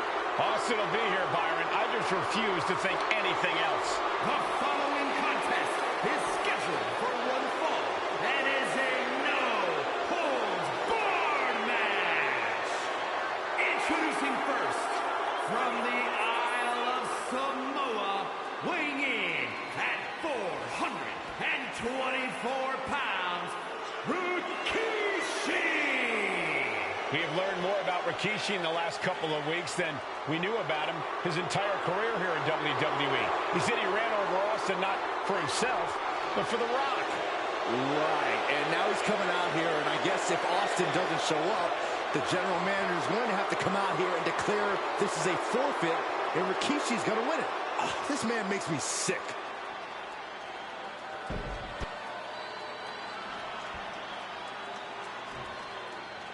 Is he here? Well, there's the Rattlesnake's music. He's here. Austin's here. Stone Cold Steve Austin came here with no fear, no hesitation, just revenge. His opponent, from Victoria, Texas, weighing in at 252 pounds, Stone Cold Steve Austin fought for his life to make it back here, to make Rikishi pay. Now there is no way Rikishi can escape the Texas Rattlesnake. It's been almost a year since Austin competed in the ring. Austin is a man possessed. Rikishi feels good about running over Austin and said he'd do it again. That man is sick. Well, Rikishi made two mistakes. One, trying to end Austin's life. And two, not being man enough to finish the job. Austin's going to absolutely tee off on Rikishi. This one is going to get ugly in a hurry.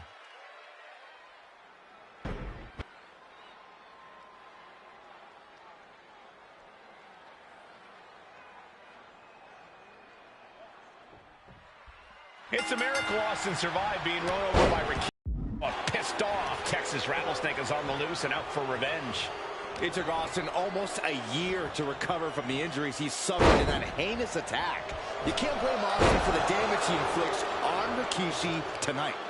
Byron, a lesser man wouldn't have survived. Stone Cold promised that Rikishi's days of walking above ground are over. This is no holds barred. We've talked so much about motives leading into this match. In my view, Rikishi's are delusional. His family have been given equal opportunities, and they all took full advantage of them. Yeah, my blood boils at the propaganda Rikishi's been selling. But I'll tell you about the most legitimate motive in this story, and that is payback for Stone Cold. Austin nearly had his life taken from him, and there is no greater reason to stomp the tar out of somebody than that. Wow. Boom! Did you hear the impact? Now Rikishi has the firm upper hand. Rikishi with an onslaught here against Austin. Dare I say, Stone Cold could be in trouble. Rikishi feeling like he has a job to finish tonight. A career in Stone Cold's to bring to an end. And looking at my monitor, it just makes me sick to my stomach watching Rikishi. This is a man who has no remorse and feels justified for running Austin down like a dog. Look, to be devil's advocate, you've got to look at Rikishi's perspective.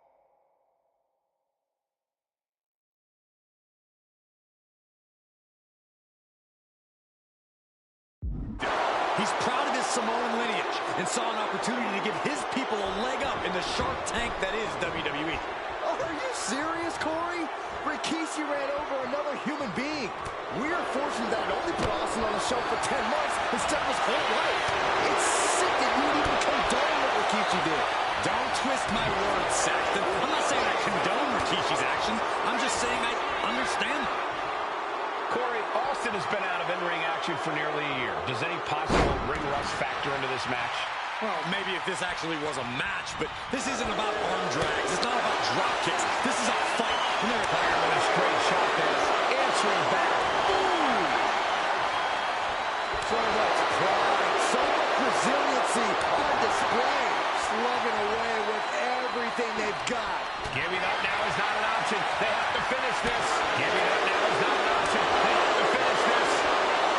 Boom!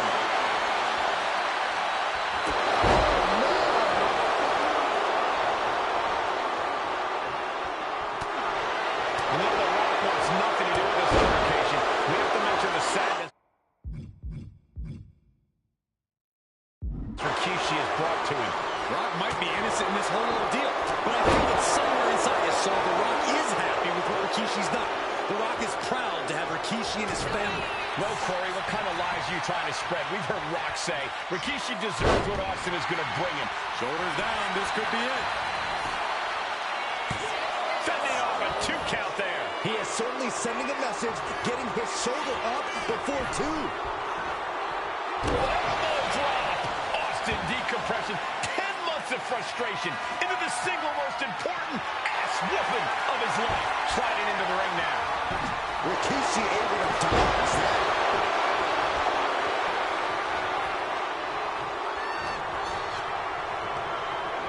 And now Austin ragdolled to the outside. Taken to the floor, and he's got no worries about the count.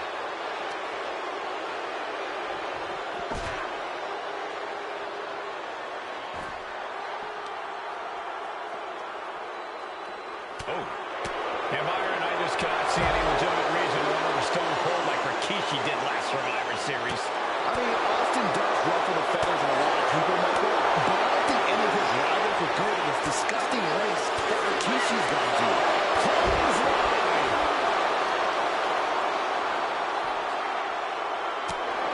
Rikishi finds his target with that one.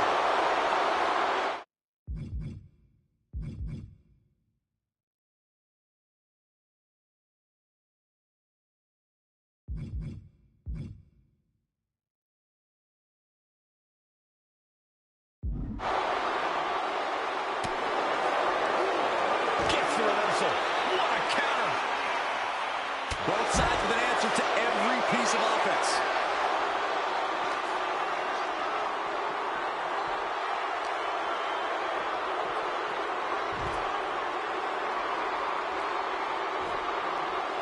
Clothesline. Good Lord. So effective.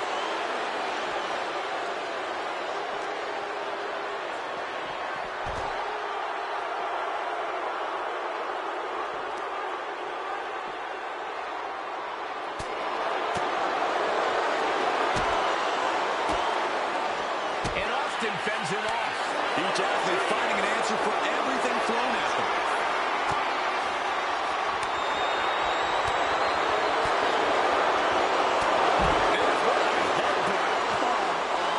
There's no place for duking it out. Unless you're looking to do real damage, then it's the perfect place. Austin in a state of distress now. No one holding Rikishi's family down now, taking out all those years of frustration on Austin here. And that was certainly a targeted attack to the core. There are so many ways this thing can go bad, guys. That stage is not made for fighting. Several reversals. Neither superstar able to penetrate their opponent's defense. Rikishi hoisting up his opponent. Rikishi driver. Rikishi may have put the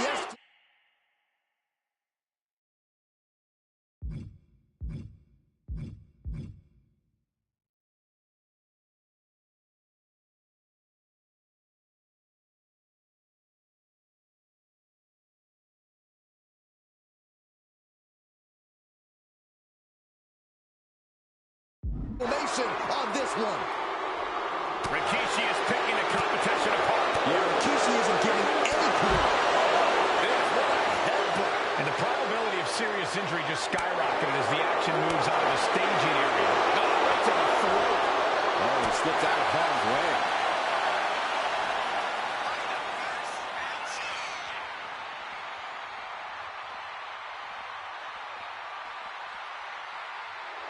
And Rikishi channeling his energy here. Sliding back in under the ropes here. Stone Cold letting his feelings towards his opponent be well known. That puts an end to that, thank goodness.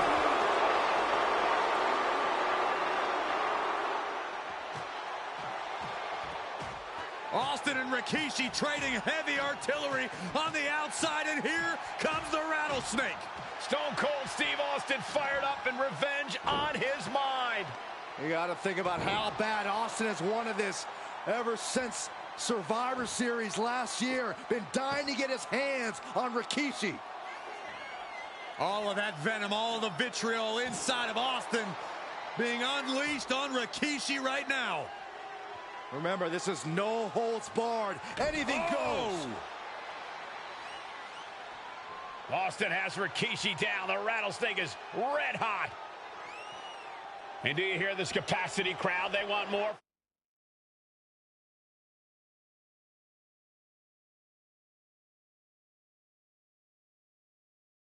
From Stone Cold, all that he wants to see Rikishi get beaten down like a pile of human filth. An elbow will break that up. And we know how despicable Rikishi has been, but to throw vinegar on the rattlesnake.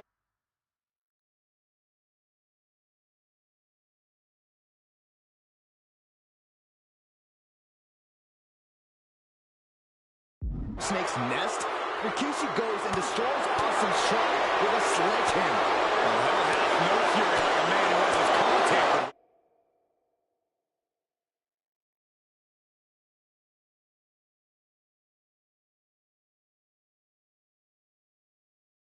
It's just extra motivation for every fist Austin lands in this fight. And this is our cue to get out of Dodge fast. You don't have to tell me twice. Anything Austin is trying is being suppressed. Not a familiar situation for Austin.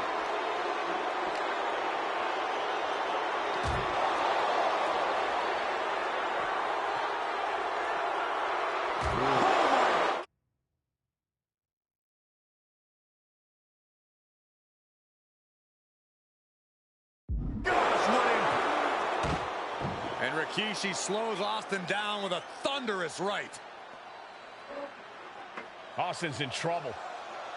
And now steel chair. Oh, and Austin, he just averted disaster there. And now Austin gonna deliver the punishment with the steel chair.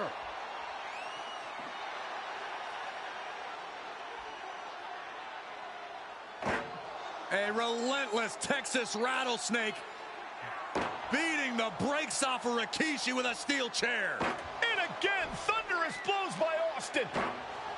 Down goes Rikishi. Austin beating the hell out of him. I know Austin had...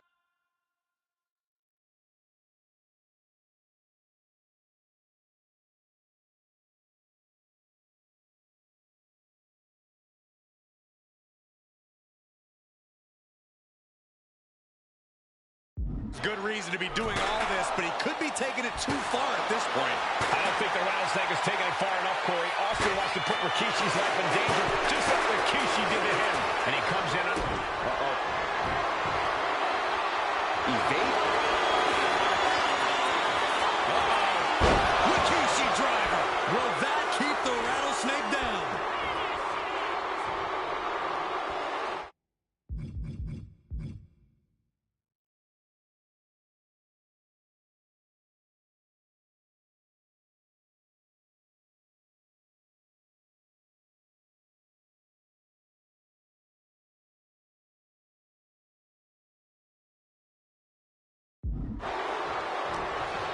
In the corner, past the...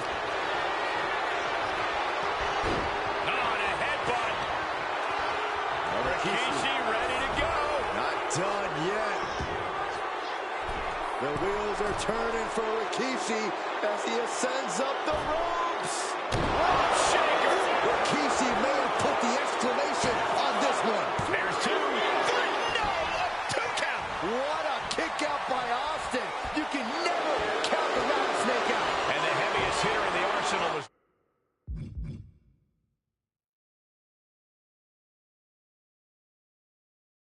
not enough.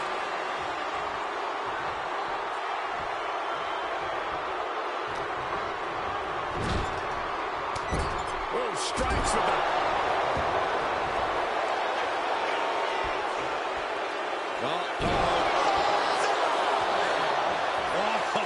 Stone Cold is experienced.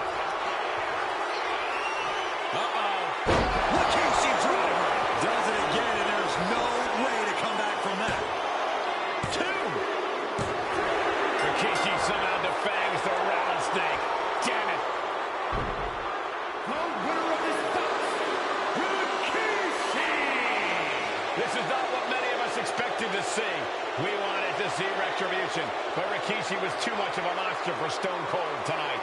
The vitriol that consumed Rikishi powered him to finish the job and leave a battered Austin in his rear-view mirror.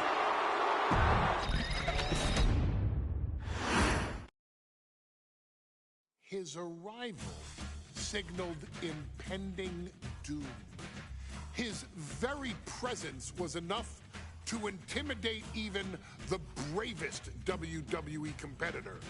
His name itself simply meant the end.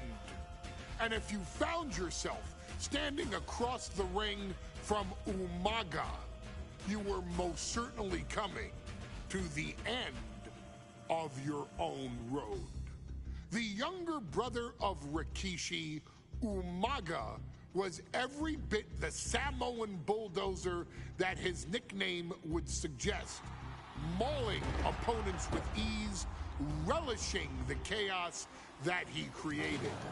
A menace to the entire roster, an unrepentant badass, Umaga tortured his prey with high-impact collisions before ultimately sealing their fate with his vaunted Samoan spike, a vicious move used today by Solo Sikoa. Inside the ring, man, he was just a complete monster. Anybody that stood in front of him, he was going to wreck him no matter what he had to do. He was just a crazy, wild Samoan. Outside of the ring, man, just a loving guy to be around. A fun uncle, always joking, always barbecuing at his house. I always looked up to him. He was just so cool. Perhaps an unheralded aspect of Umaga's game was his mastery of mental warfare. Umaga loved to present a wild, out-of-control savage, one who needed manager Armando Alejandro Estrada to handle all the details while he destroyed opponents. Umaga was the perfect definition of the word aura. A two-time intercontinental heavyweight champion, Umaga established himself as one of the purest forms of dominance to ever set foot in a WWE ring. His intense clashes with Batista, the Heartbreak Kid Shawn Michaels, and Triple H, along with WWE Championship battles against John Cena, still live on in the memories of those who were fortunate enough to watch Umaga perform. And Umaga will live in immortality through every member of this family, whether it's with a huge Samoan drop, a running bulldozer into the corner, a Samoan spike, or even a war cry in the middle of battle. Umaga is forever. I wish he was here. I know he's watching from above. So you, our beloved Us in training, are asked one simple thing here in the WWE2K25 showcase: to defeat John Cena. You've done that in this mode before, right? Simple. It was at New Year's Revolution in 2007 that Umaga and John Cena first collided for the WWE title. Umaga appeared to be too much for Cena in the minds of many pundits. Undefeated in WWE some 9 months after his debut, and things were going very well for Umaga. Until they weren't. Umaga would see his undefeated streak end by, of all things, a damn roll-up after rushing directly into the outstretched shoes of John Cena. 1 second of luck allowed John Cena to escape the inevitable, and now it's on you to fix it. Head into that ring. Showcase Umaga's cruel brutality and get Umaga the WWE Heavyweight Championship victory that he should have gotten in the first place. I assure you, my dear friend, Armando Alejandro Estrada will make sure nothing else goes wrong if you take care of business inside the ring.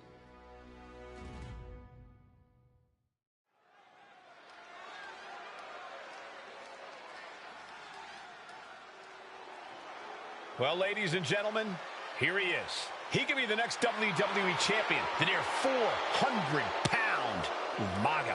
A man that since debuting right after WrestleMania 9 months ago has remained undefeated. And Umaga has been in the ring, Byron, with the best of WWE. This man looks, moves, and sounds like a movie monster. Except Umaga is for real. He is a Samoan bulldozer, an 18-wheel version with a mean streak. Big, athletic, strong, and... Since 1963, the WWE title has only changed hands twice here in Kansas City. That's twice in the last 47 years. But Umaga is a scary human being, and he can easily change that trend right here tonight.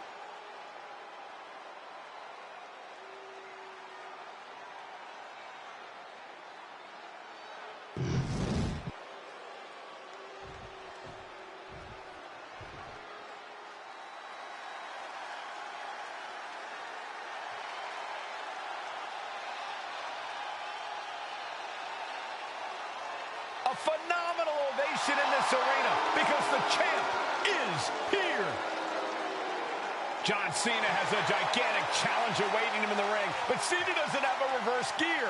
Absolutely not. The champ only goes one way, and that's straight at you.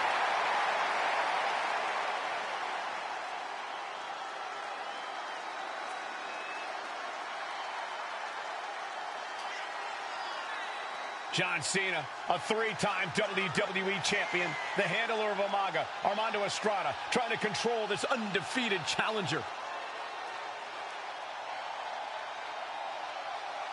Once the bell rings, these two are going to go at each other full force.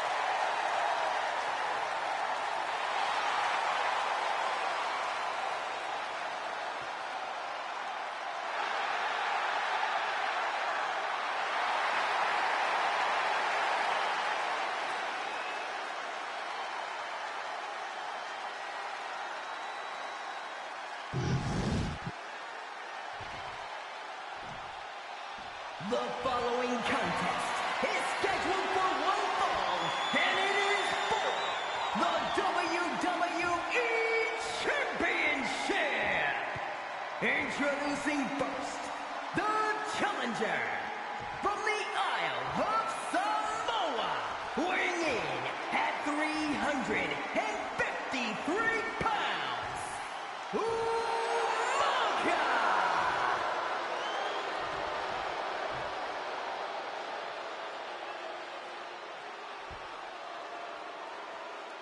And from West Newbury, Massachusetts, weighing in at 248 pounds, he is the WWE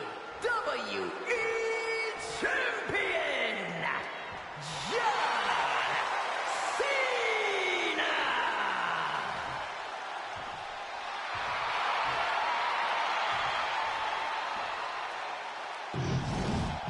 Looking at the champion, I guarantee there is no doubt in their mind as to who is leaving this match with the title around their waist.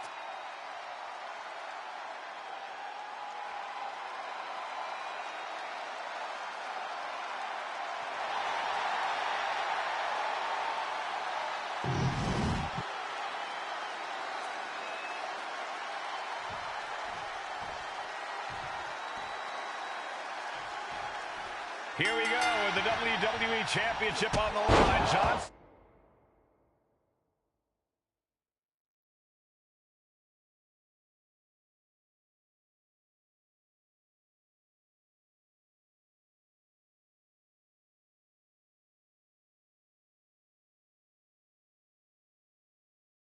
Cena versus the Samoan Bulldozer Umaga. Big fight feel here in this building.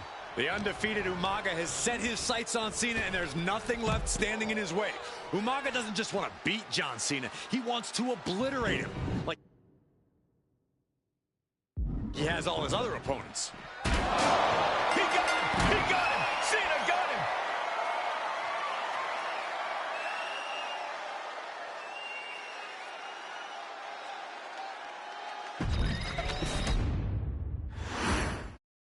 John Cena and Umaga.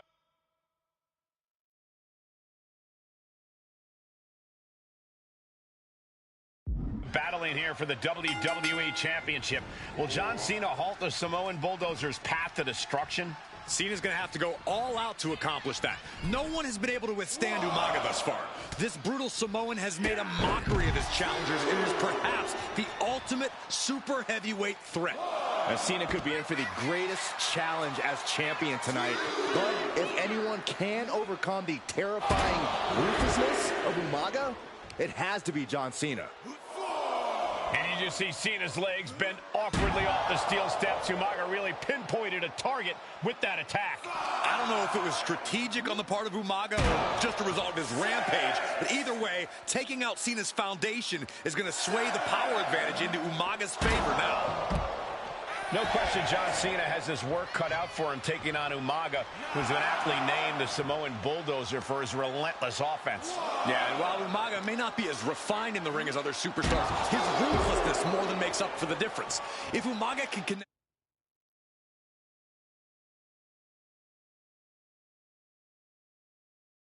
with some truly merciless attacks, then Cena and his title reign could quickly be in trouble. Cena tonight attempting to do something no one else has been able to do. Be it HBK, Triple H, Kane, the list goes on and on. No one. From the top. Oh, whoa, look out. Completely throwing self-preservation out the window. I don't know how your mind would even think about doing that.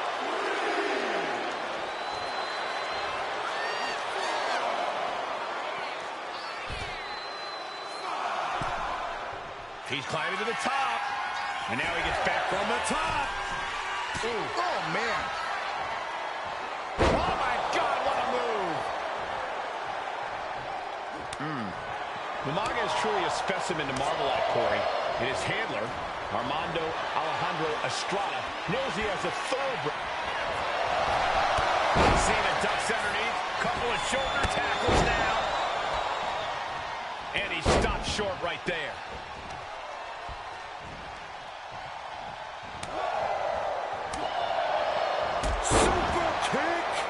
Umaga proving to be a relentless super heavyweight, determined on becoming the WWE champion tonight.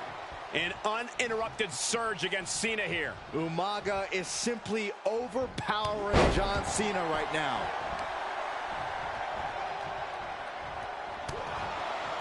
A rare position for Cena in this fight. We can't often say that John's overpowered in a matchup. But this 360-plus pound Samoan bulldozer is more than a formidable opponent. Listen, sometimes when there's a fight, you're not always going to be the biggest. You're not always going to be the strongest. And even if that is the case for Cena tonight, John Cena has never met a fight he didn't like. Cena will try to gain strength from this capacity crowd in Kansas City. But not even that may be enough to stop a rampaging Umaga. And just in time, he gets out of there.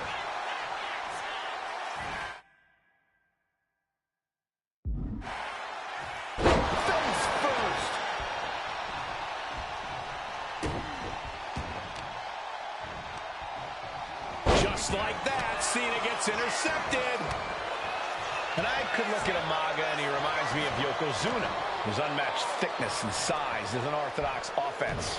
Look at Umaga's thighs, his calves. They give him a great power and a great base. It makes him almost impossible to knock off his feet. He's thick, he's strong, he's nasty, and he won't be slowed down. Going head to head, putting each other to the test. Here we go. It's popping off. These two trading one blow after another. Super kick.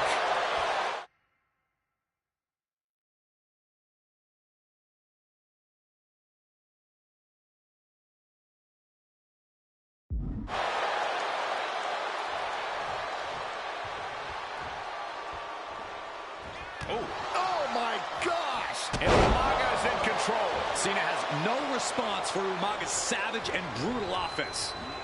And into the... And Cena flattened in the corner. Umaga's just overpowering him. Look at the strength. Into the corner, just setting Cena up. You have to start to ask yourself, is the end of John Cena near? I think so. Look out! What a headbutt. No one has been able to stop Umaga.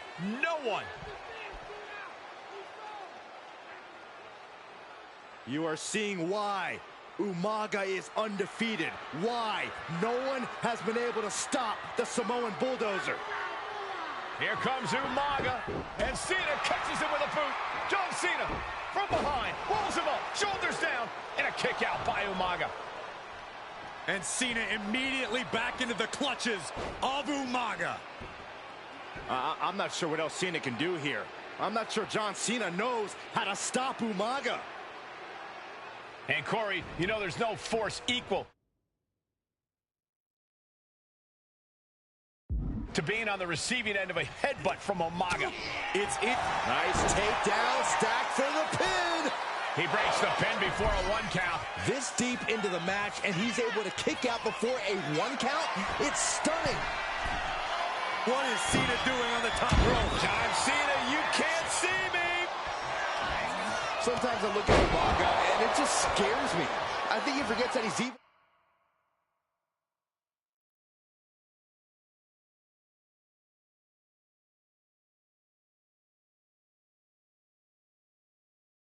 In a championship match. Estrada is very aware of it, but Umaga sometimes looks oblivious to what's going on, other than the fact that he knows he's supposed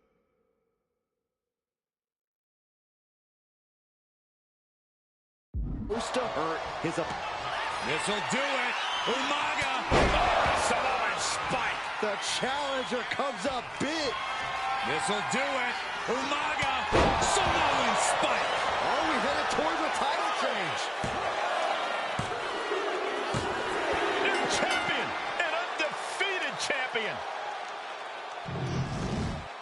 Here is your winner, and the new WWE Champion, Umaga! This proves it. Truly no one can withstand Umaga, the Samoan Bulldog.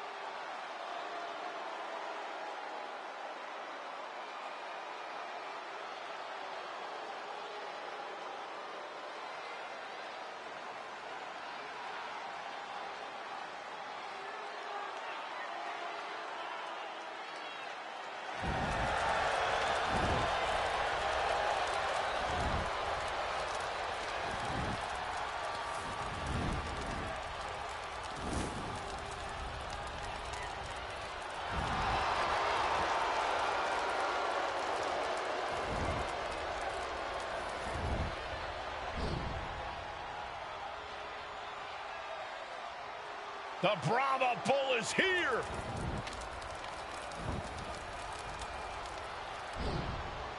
Final boss mode engaged.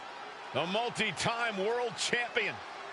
An undisputed all-time great. And here to ensure his unprecedented dominance in the ring remains intact.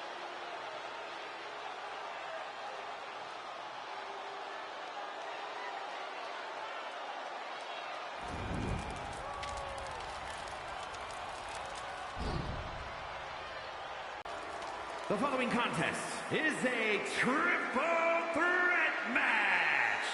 Making his way to the ring from Miami, Florida, weighing in at 265 pounds, the WWE Champion, The Rock!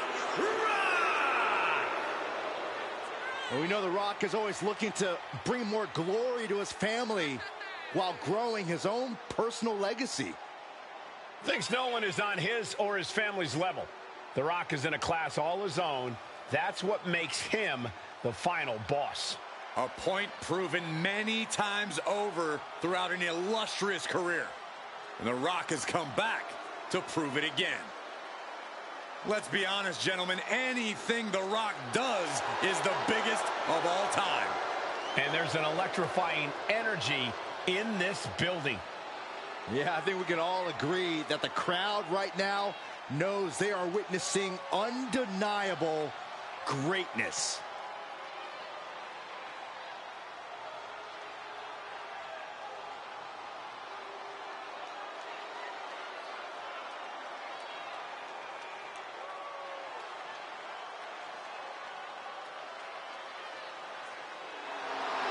WWE Universe, bask in the greatness of the final boss. Doesn't matter if the WWE Universe boos or cheers, all the same to The Rock. Yeah, The Rock always gets such an amazing reaction. Love him or hate him, the final boss is a living legend.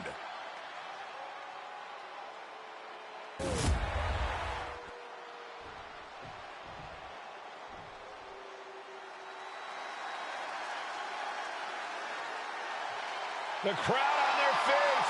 And his opponents. First, from San Francisco, California, weighing in at 242 pounds. Main event, Jey Uso!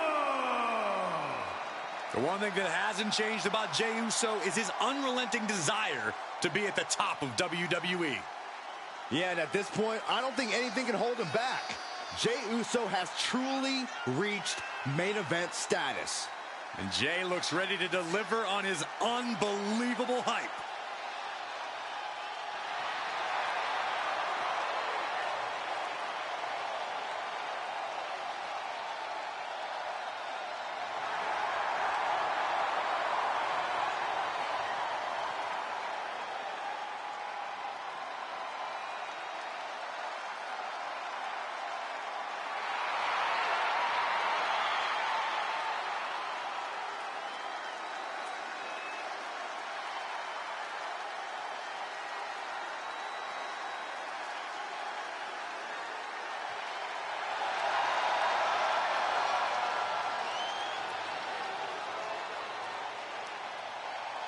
Already one of the most popular stars in WWE, but his following grows every single night.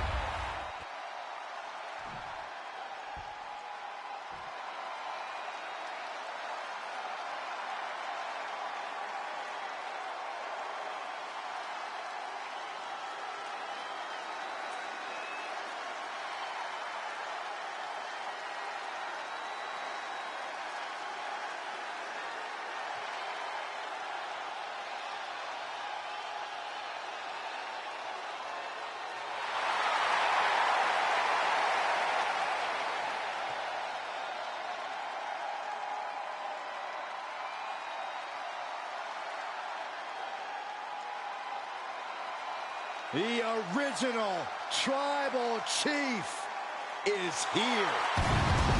And from Pensacola, Florida, Weighing in at 265 pounds, the OTC, Roman Reigns!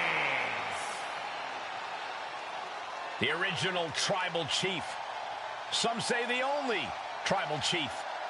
But Roman returned to a much different world. He went from the island of relevancy to now a man without an island. From a tribal chief to a chief without a tribe. But Roman is dedicated to rebuilding everything he once had. And this time, he's got the WWE Universe by his side.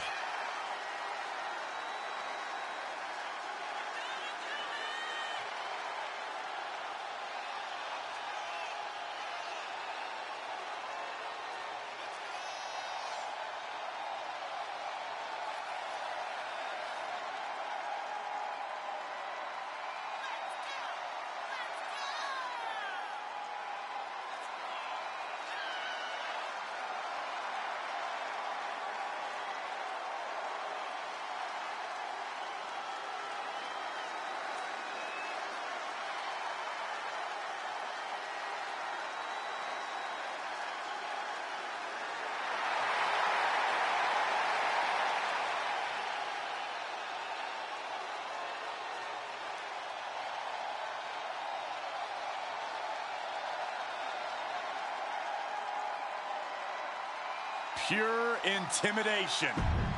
A man who always stands tall, stands proud, and fears no one. But many fear Roman. Everyone knows Roman Reigns is capable of unprecedented dominance in WWE.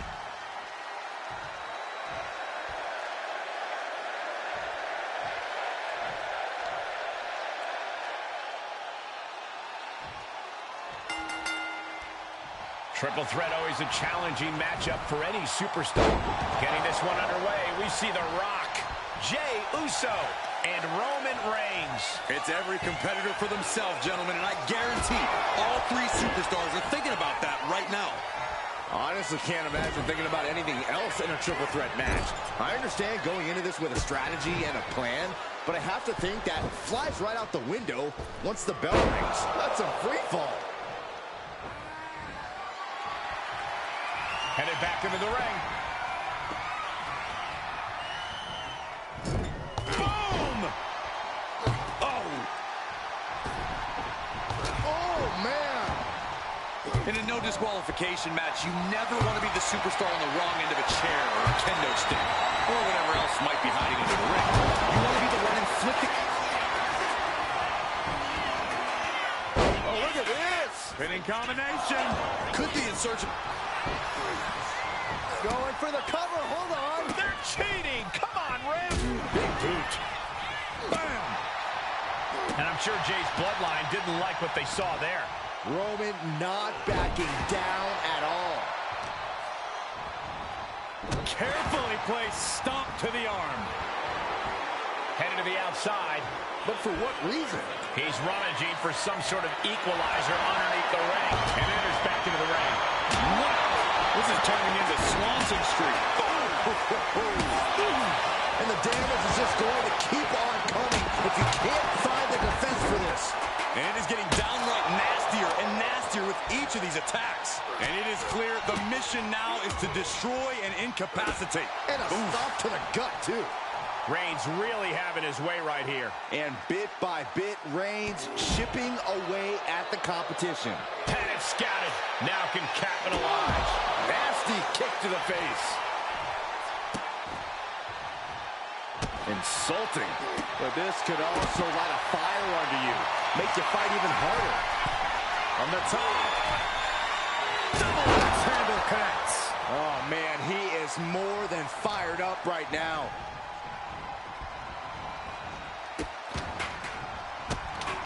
Here he comes, sliding back into the ring. The proverbial mud hole has been stopped, and now it's time to walk it dry. And Jey Uso on the wrong end of some ruthless offense there. This is what happens in a triple threat match. Might be time to regroup and let the other two duke it out for a bit. So many dangerous attacks, one after the other, making it difficult to regain any composure. He's bracing for it. Spiked with a Uranagi. And now The Rock is being dismantled. The millions are hoping The Rock can come back here.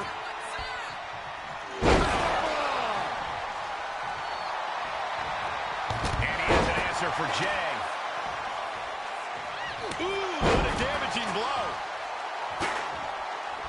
That hit connects from Roman Reigns. Oh, that is going to leave a mark. What's Reigns about to manufacture? Coming back from the outside now. I don't know what he's got in mind heading to the floor here. The universal signal for extreme. The kendo stick hit. Tracking the kendo stick across the head.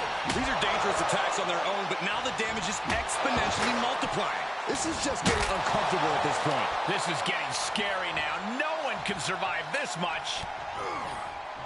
Oh, man, taking it to the trach. Plunge out to the outside. Risking it all and able to connect like a homing missile.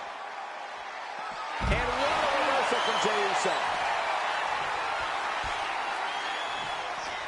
It's been a hard-hitting affair here tonight. These competitors are going to have trouble walking on their own after this one. He'll make his way to the ring.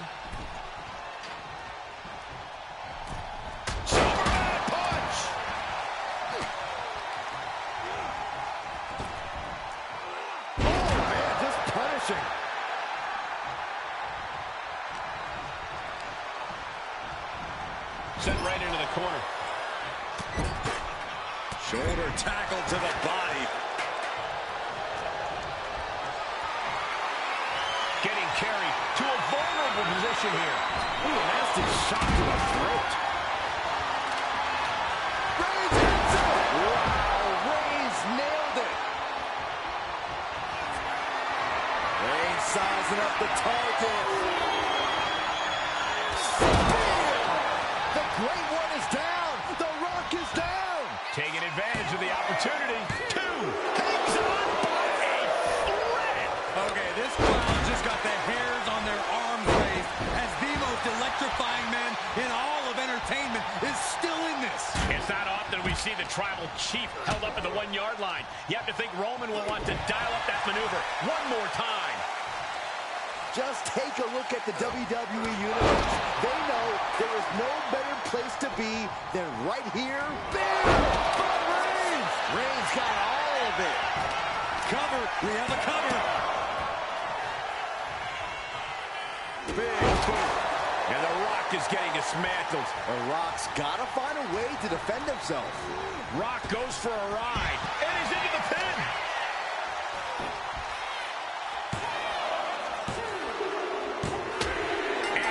Will end it. Here is your winner, the OTC, Roman Reigns.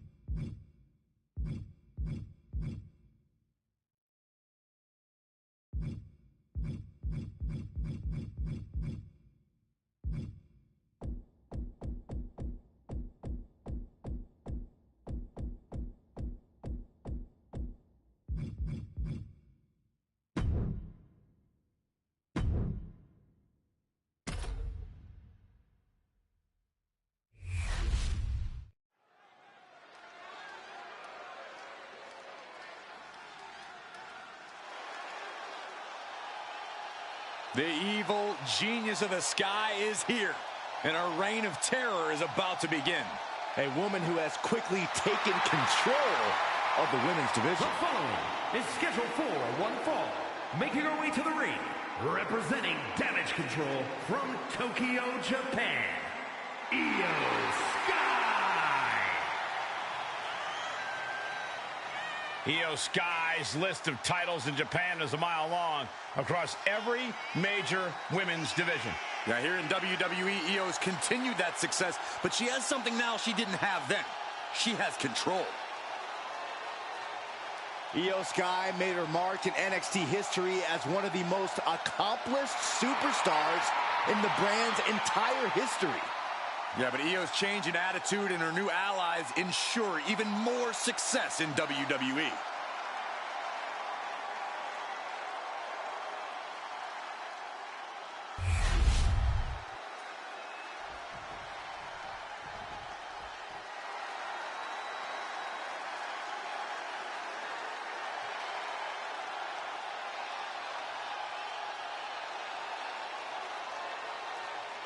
Prepare to witness brutality. Ripley is ready to go to work.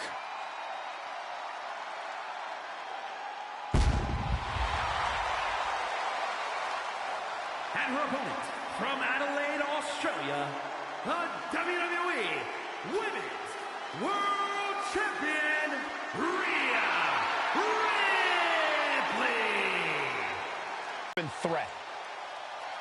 No questioning that. You talk about nightmare opponents. Rhea Ripley is the living embodiment of that concept. It takes a lot of courage to step inside the ring with her. Courage or foolishness, dealing with a competitor on Ripley's level is a challenge that most superstars just aren't up to. Period. She's that strong, that smart, and that deadly.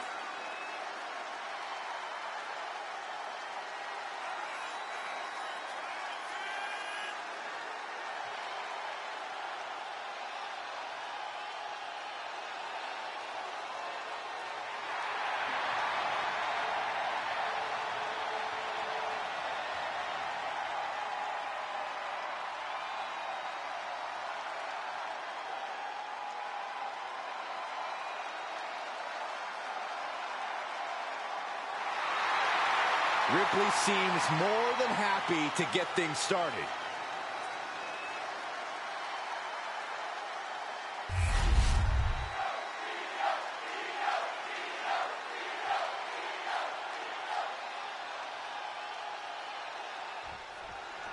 Rhea Ripley in the ring tonight, a very physical and driven superstar.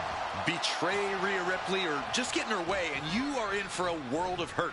To those who have earned it, Rhea is fiercely loyal, but once scorned, she will destroy you. Yeah, you do not want to be on Ripley's bad side. That's a very painful lesson many superstars have had to learn the hard way. And the genius of the Sky stands across the ring, determined look on her face. You can see it in her eyes. Io Sky is all business, gentlemen. Yeah, no nonsense, no regard for her competition. That's what Io Sky is all about, both in and out of the ring. I think rage took over in that moment. Nothing but blind rage. Flapjack. Gosh, landing face first. Rhea's taking the advantage here. Precision attacks, courtesy of Rhea Ripley. From the apron. Boom!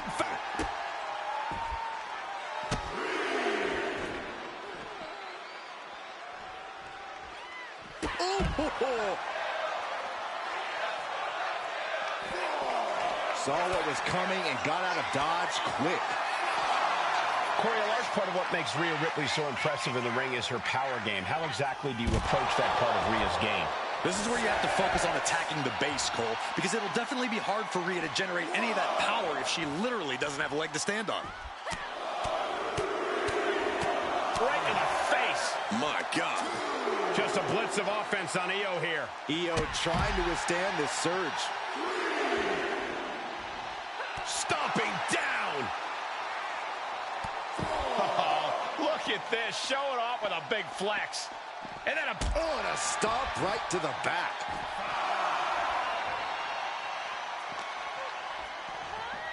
She throws her back in.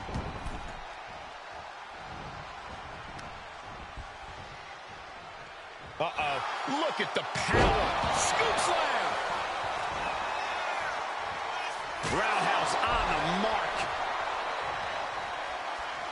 Roundhouse kick.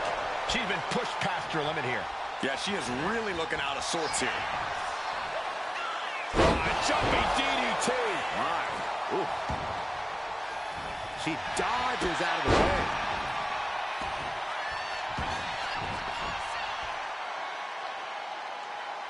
Roundhouse kick. Ooh, clothesline delivered.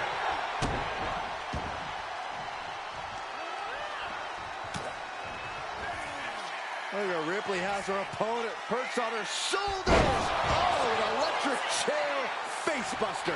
Rhea knowing she has to pull out all the stops now. Oh, my! Looks like she's going to shake it off, but she needs to make sure to protect her head better.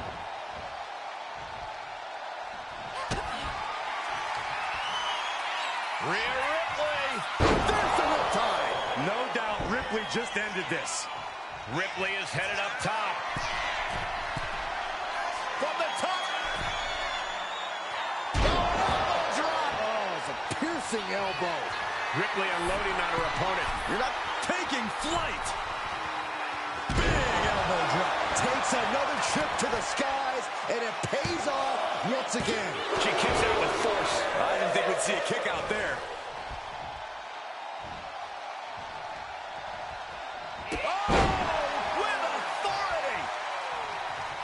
Ripley has things right where she wants them. Here we go. Muscle up her opponent for a riptide. Io's in dire straits. And that's all she wrote. Here is your winner, Rhea Ripley. Io Sky suffers the loss. That's why they call it light work, Cole. Barely even broke a sweat.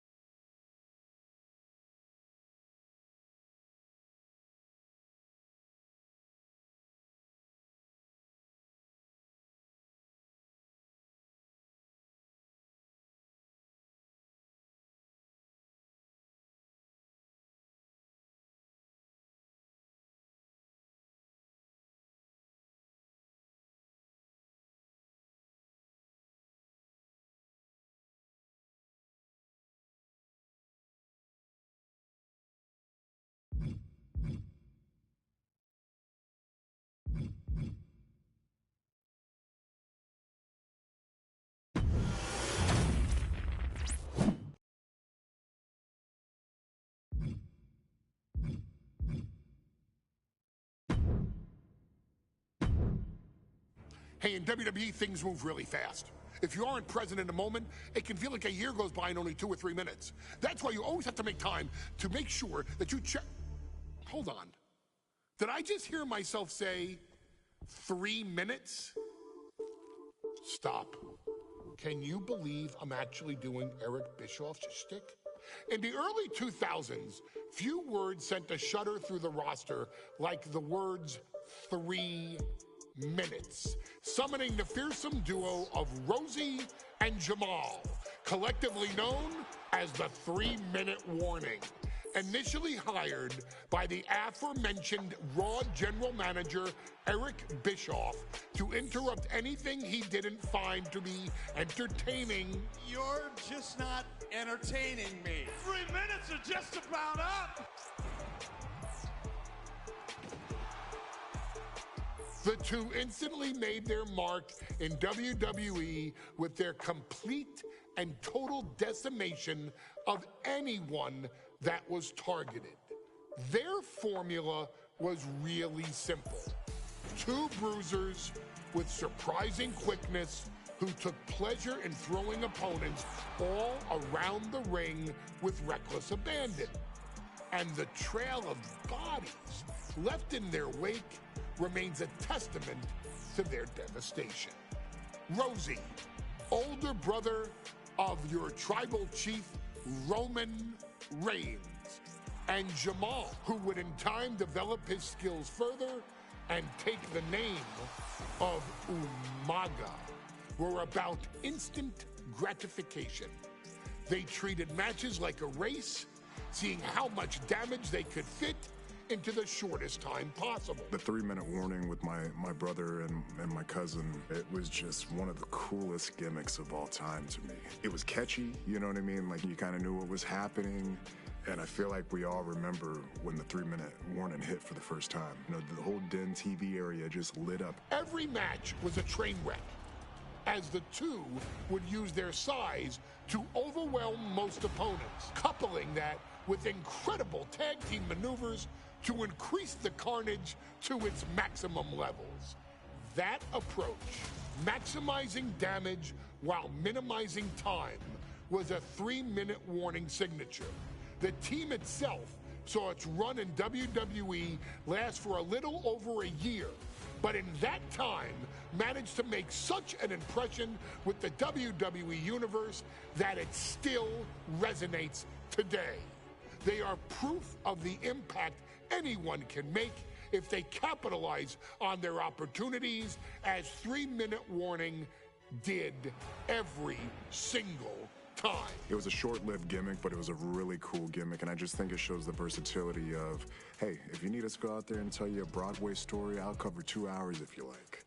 But if you need us to come out in 3 minutes to make an impact, we can do that too. But you gotta be really good to be thrown in there with the very, very best in the industry. I'm getting all pumped and proud, you know, for my brother and my cousin right now, just thinking about it. Here in the WWE2K25 showcase, we have selected another team that embodies the same mindset in Akam and Razor, the AOP. Similar to Jamal and Rosie, these two look to inflict the most pain in the most efficient manner. Like 3-minute warning, AOP happily dispatches when summoned. Like 3-minute warning, AOP features two Goliaths who will hurl your body from pillar to post before finally bringing it all to a most painful conclusion.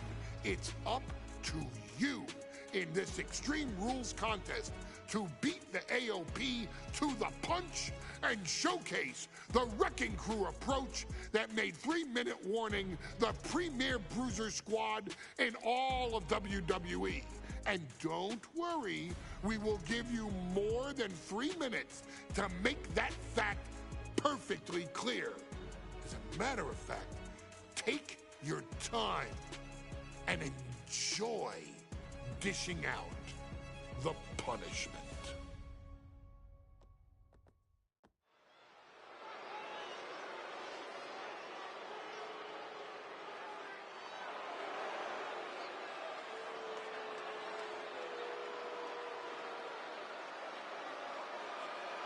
AOP is here, ready to wreak havoc. And they want to prove 3-minute warning has nothing on them. Two roughneck teams ready to use this Extreme Rules stipulation to the fullest.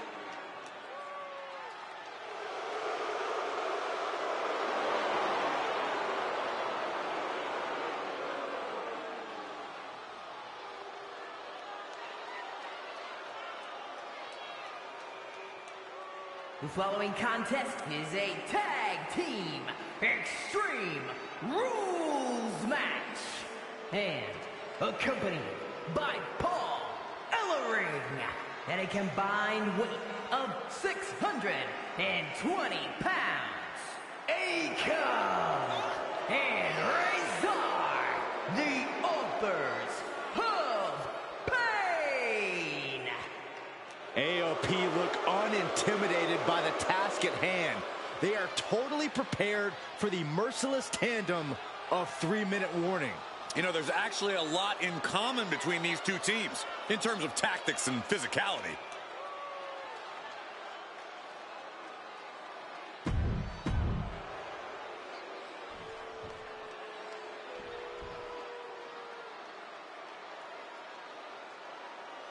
And guys, the authors of pain now have 3 minutes.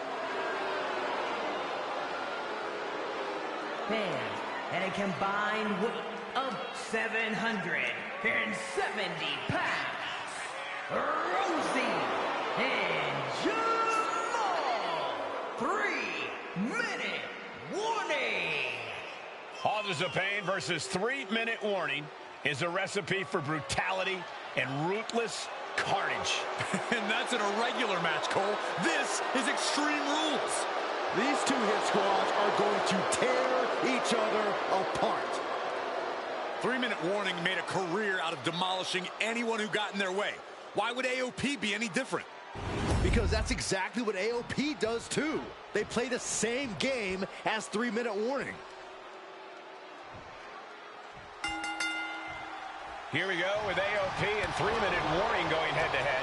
This is an Extreme Rules match, and it's a good thing it is, because neither one of these teams likes to play by the... Here we go. Here's the pin. Doesn't go well if you still can't get more than a...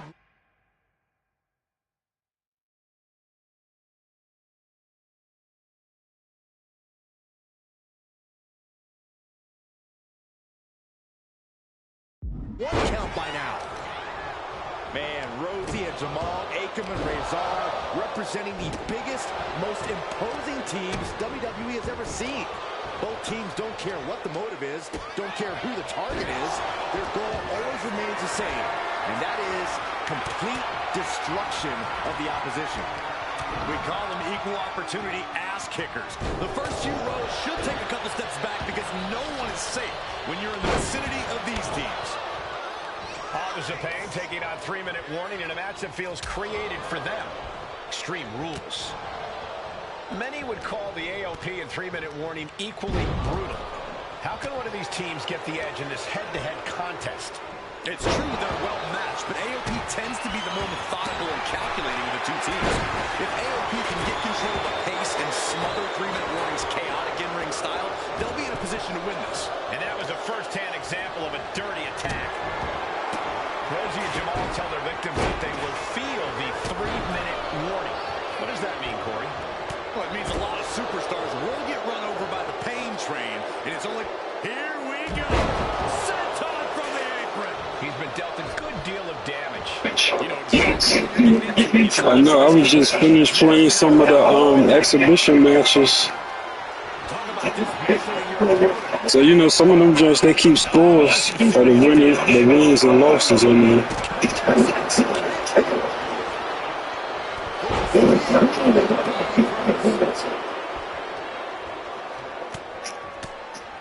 Punches and elbows.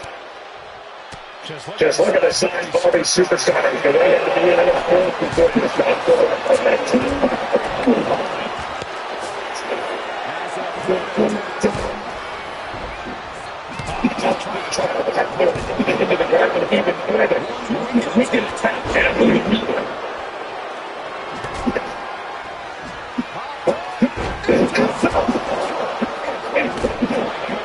Presumed skills been treated to a special like that, and he now slides back into the ring.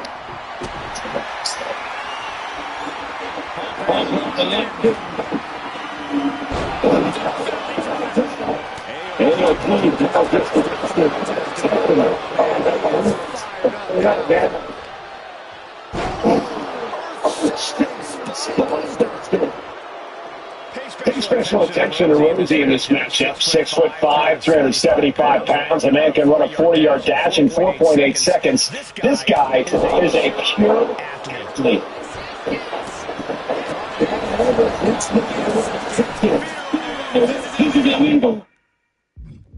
Maybe cheating like shit.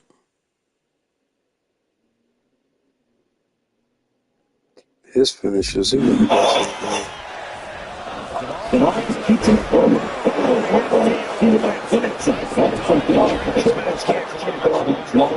This could be the defining moment of this match. Slamming the opponent into place. Curious to see what's coming next from the second round. 3-minute warning might just be done messing around. 2. Here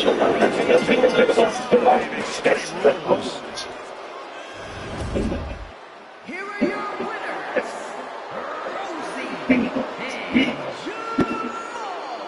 Get your ass out of there. And they even got the turnbuckles off. In a contest between two of the most badass squads we've ever seen. They were the toughest competitors. Yeah, but AOP certainly made 3-minute warning earn this win. Just think about all the carnage we witnessed here tonight.